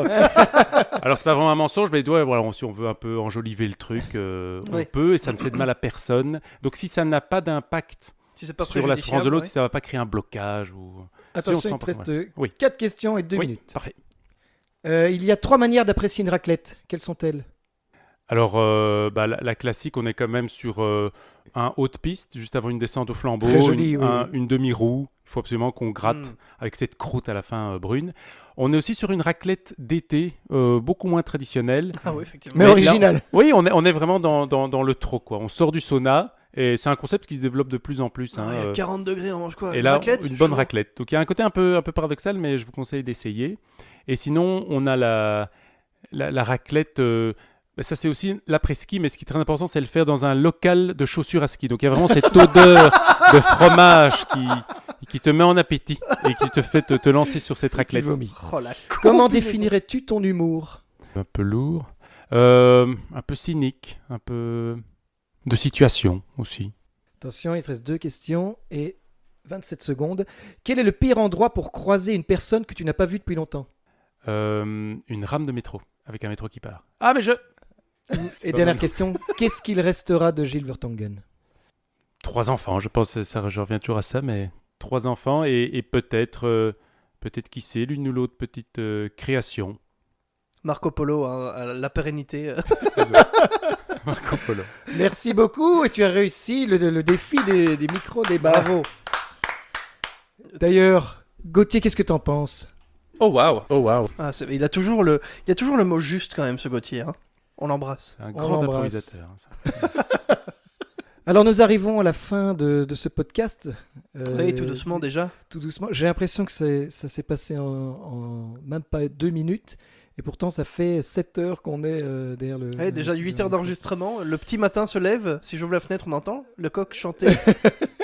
Merci 1000 fois, Gilles. Gilles, qui je le rappelle, est chanteur de rock, chanteur d'opéra, moniteur de ski, directeur des scouts, professeur de chant, photographe de charme, marcheur, handballeur, présentateur télé, organisateur d'enterrement de vie de garçon, psychologue de sport, psychologue pour personnes en précarité, thérapeute, papa de 3 gaillards. Ébéniste et élagueur. Et expert analyste de blagues, on peut maintenant te rajouter ce titre. J'ai une question à vous poser à tous les deux, pour un peu clôturer ce podcast. Et je vais aussi me la poser à moi-même. C'est vrai que j'ai réfléchi pour vous la poser, mais j'ai pas réfléchi à ma réponse à moi. Mais soit. Quelle fierté avez-vous eu dernièrement ou dans votre vie concernant vous-même? Bah, je vais arrêter de dire les enfants, tu vois, c'est un peu chiant à la fin dans le podcast, mais la c'est vérité. vrai. Quand tu dis tes enfants, tu es fier de ce que tu leur inculques et de qui ils deviennent? Ou tu es fier juste, entre guillemets, d'avoir fait des enfants et peu importe qui ils deviennent plus tard, le fait d'avoir les enfants, c'est ça qui te rend fier? Alors c'est un plaisir d'avoir des enfants. La fierté, c'est qu'on s'en sort et qu'on garde. Et donc peut-être pour revenir un peu à cet aspect plus personnel, ma petite fierté quand même dans tout ça, c'est d'être dans l'éternelle remise en question. et de ne jamais m'asseoir sur aucun laurier. Je crois que je m'assoirai jamais sur des lauriers. Ça pique un peu. C'est un peu embêtant d'un côté parce que du coup, il y a parfois un manque de confiance, le syndrome de l'imposteur qui m'empêche d'agir. Donc je dois trouver le... Mais en même temps, j'aimerais vraiment pas un jour croire que c'est bon, que j'ai compris. Et donc c'est ce côté remise en question. Et donc je l'applique notamment à l'éducation des enfants, à essayer de se dire, voilà, on se trompe, on va s'excuser auprès des enfants, on réfléchit, on partage, on dit, bah voilà, il n'y a pas de formation de parents, on fait ce qu'on veut. Et c'est assez magique de voir l'effet que ça a. Des aspects positifs aussi des éducations, on va dire, plus contemporaines, où on peut se permettre d'être un peu plus proche et de débriefer même avec les enfants. Donc peut-être ma fierté là-dedans, c'est de se dire, voilà, on fait des erreurs, c'est pas grave, on continue, on apprend, on se renseigne et on sait qu'ils sont en perpétuelle évolution et qu'il s'agira de s'adapter et que de toute façon, on va merder et que de toute façon, ils nous reprocheront des trucs, mais c'est pas grave, voilà, parce qu'on aura fait de notre mieux. Si je devais énoncer une fierté récente, ce serait peut-être de m'écouter un peu plus. D'avoir moins peur de il faut faire attention, il faut faire ce qu'on attend de moi, etc. Non, de me dire, j'ai envie de me lancer pour faire du doublage, je me lance pour essayer de faire du doublage. J'ai envie de lancer un podcast avec mon meilleur ami, je lance un podcast avec C'est mon vrai, meilleur c'est ami. moi. Ouais, c'est lui. c'est vraiment ce côté-là de plus, ça rejoint un petit peu tout ce qu'on a dit ici, de plus laisser le trop le oh là là, j'ose pas parce que qu'est-ce qui se passe si, mais de le faire. Juste. C'est quelque chose que j'apprends et ça me rend assez fier. Pour ce que tu dis, il y a une boucle. Moi, je suis persuadé, les gens que j'ai croisés qui étaient le plus dans le don, ou en tout cas qui apportaient vraiment quelque chose, souvent, ils avaient eu à un moment cette espèce de centration sur soi. Il y a, je trouve, des choses hyper importantes. Souvent, égoïsme, c'est un peu une insulte. Là, t'es égoïste. Alors que, en fait, c'est relativement indispensable d'être soi-même assez centré, stable. De, par exemple, faire des trucs comme des podcasts qui pourraient être vus comme une démarche personnelle. Égoïstement, ça me plaît. Et plus tu vas faire ce genre de trucs, plus tu vas atteindre une certaine qualité, parce que ça te plaît, c'est une passion, on avance. Et plus, à un moment donné, des gens vont à un moment... être touché par ça d'une manière ou d'une autre, ou pas, mais en tout cas tu vas proposer quelque chose qui peut-être va, tel un soleil, envoyer des rayons et darder des auditeurs ou autres. Et donc il y a un peu cette nécessaire centration sur soi pour pouvoir à un moment partager des choses intéressantes aux autres et au monde. Et toi Christo, qu'est-ce qui te rend le plus fier récemment ? Ce qui est assez marrant, c'est récemment, mais aussi je crois dans ma vie globalement, parce que c'est récemment, c'est quand je prends un peu de recul sur ma propre vie et que je me vois avec Fanny et que ce qu'on est en train de créer, de tout ce qu'on a déjà créé, de tout ce qu'on vit, c'est en ça que je suis fier.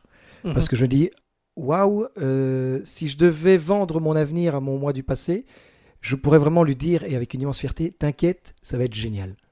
Et je crois que c'est ça ma plus grande fierté, c'est de dire, mon gars, tu vas tellement kiffer ton avenir. Donc tu vas devoir passer par des phases chiantes, par des rencontres horribles, par des échecs, par des expériences, pas des échecs, des expériences. Mais t'inquiète que tu vas kiffer. Et ce qui me fait encore plus plaisir là-dedans, dans cette fierté, c'est que je suis qu'au début normalement. Je dis bien normalement, j'espère ne pas mourir tout de suite. Non, ne fais pas ça. Mais voilà, c'est cette fierté de me dire, ah oui, je suis arrivé à une forme de bonheur qui me convient et que j'ai attendu, voire espéré pendant blindé de temps. Et donc, oui, la fierté de pouvoir vendre ça à mon moi du passé, je crois. Dostoïevski serait fier de toi.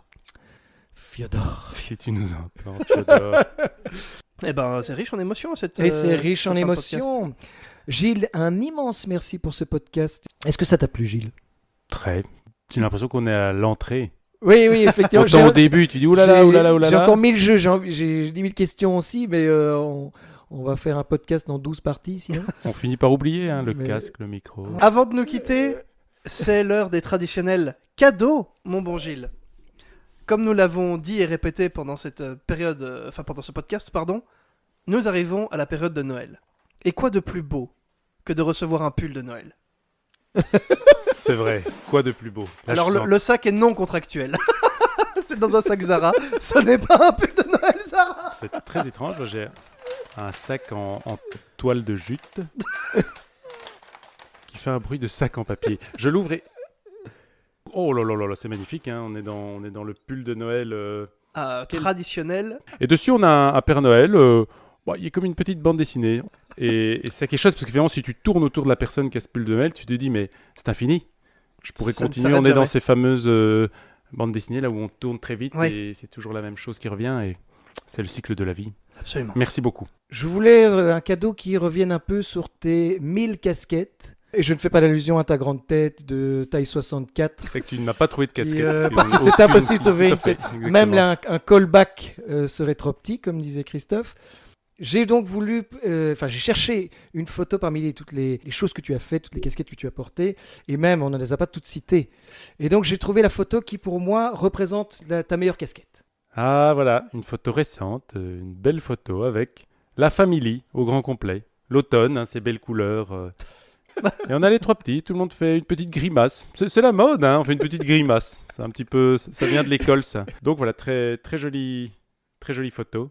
Alors j'ai un autre cadeau pour toi, qui est un cahier d'idées. Ah, bien joué. Bien sûr, il est vide, ou quasi vide. Dedans, il y a une petite quinzaine déjà d'idées de lancement. Tu verras, tu découvriras tout le long. Il y a des indications aussi. Et donc j'ai pris un carnet où on ne peut pas arracher les pages Excellent. et avec un stylo bille pour ne pas effacer. Donc tu dois le remplir, mais ne jamais être déçu de ce que tu mets dedans. Bien joué, Ah, c'est beau. très très beau. Avec plein de petits post-it. Hein. C'est un cahier d'idées sans perfection. On ne peut pas arracher les pages, mais on peut faire des ratures. Toutes les idées sont bonnes. Très bien. Et effectivement, Christobal excelle dans cette façon de mettre les gens, je crois, dans les bonnes dispositions. Je pense qu'Adrien, Je qui est à suis mes d'accord. côtés, partagera. Et moi, j'avais aussi de petits présents, en fait. Oh ben allez, bah, Ah ouais, Mais ça marche pas comme ça, c'est normalement. pas, non, allez. c'est pas la question. Ton, Bon, ton cadeau, c'était d'être présent, justement. c'est pas grand-chose, mais je vais donc fournir un paquet à chacun de ces messieurs. Ah ouais, ça a Le été paquet a été emballé. emballé avec soin, Waouh. avec le soutien Merci Laurence. De Laurence. de Laurence. Waouh, c'est très joli. Merci Merci beaucoup. Ouais, je Déjà, sais pas si c'est bien. Hein. très, Bah, très joli déjà, rien que paquet. l'intention. Moi, je vais pas l'ouvrir. Très joli paquet. Je vais pas l'ouvrir, voilà, je vais le déposer. Alors, c'est magnifique. C'est Oh là là. plaid. Un plaid de magnifique Noël. plaid de Noël. C'est ça. Ça me Avec rend- une voiture avec un sapin sur le toit. Et le même. Ah oui, pas de jaloux, pas de jaloux. Oh, c'est génial. Tu n'imagines pas T'as ma une joie. bagnole avec un Alors- sapin sur le toit. Et donc mais c'est voilà. génial. Et il a l'air hyper doux. Il est hyper doux en fait. Il est hyper doux. Je ne ferai plus de feu. Je vais m'emmitoufler là-dedans et je ne le quitterai jamais. Alors, Fanny, c'est mon plaid. J'enregistre ceci. Fanny, c'est mon plaid. Gilles, est-ce que ce podcast t'a plu? Mais oui, je veux bien le redire. Et est-ce que tu voudrais revenir dans ce podcast? Oui, après je me doute que non. Hein.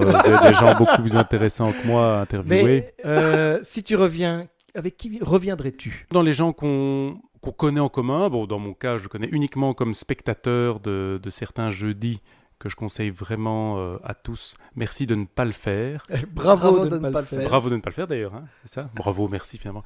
On est dans le don, la dette. Et donc il y a Florian Jubin, si je ne me trompe pas, Exactement. Ouais. qui est un beatboxer De notamment talent. et qui fait partie de ce spectacle. Et lui, voilà, je trouve que c'est un univers. Du coup, il y a le côté à la fois musique et impro qui sont des choses qui m'intéressent. Et d'ailleurs, on a vu son spectacle avec son comparse Oui. Mickey. Le spectacle qui Sur s'intitule le Voie lactique. Voie lactique, voilà, de Furious Monique. Oh la vache. Magnifique, qui est Exceptionnel. un spectacle J'ai Bon, vu des extraits.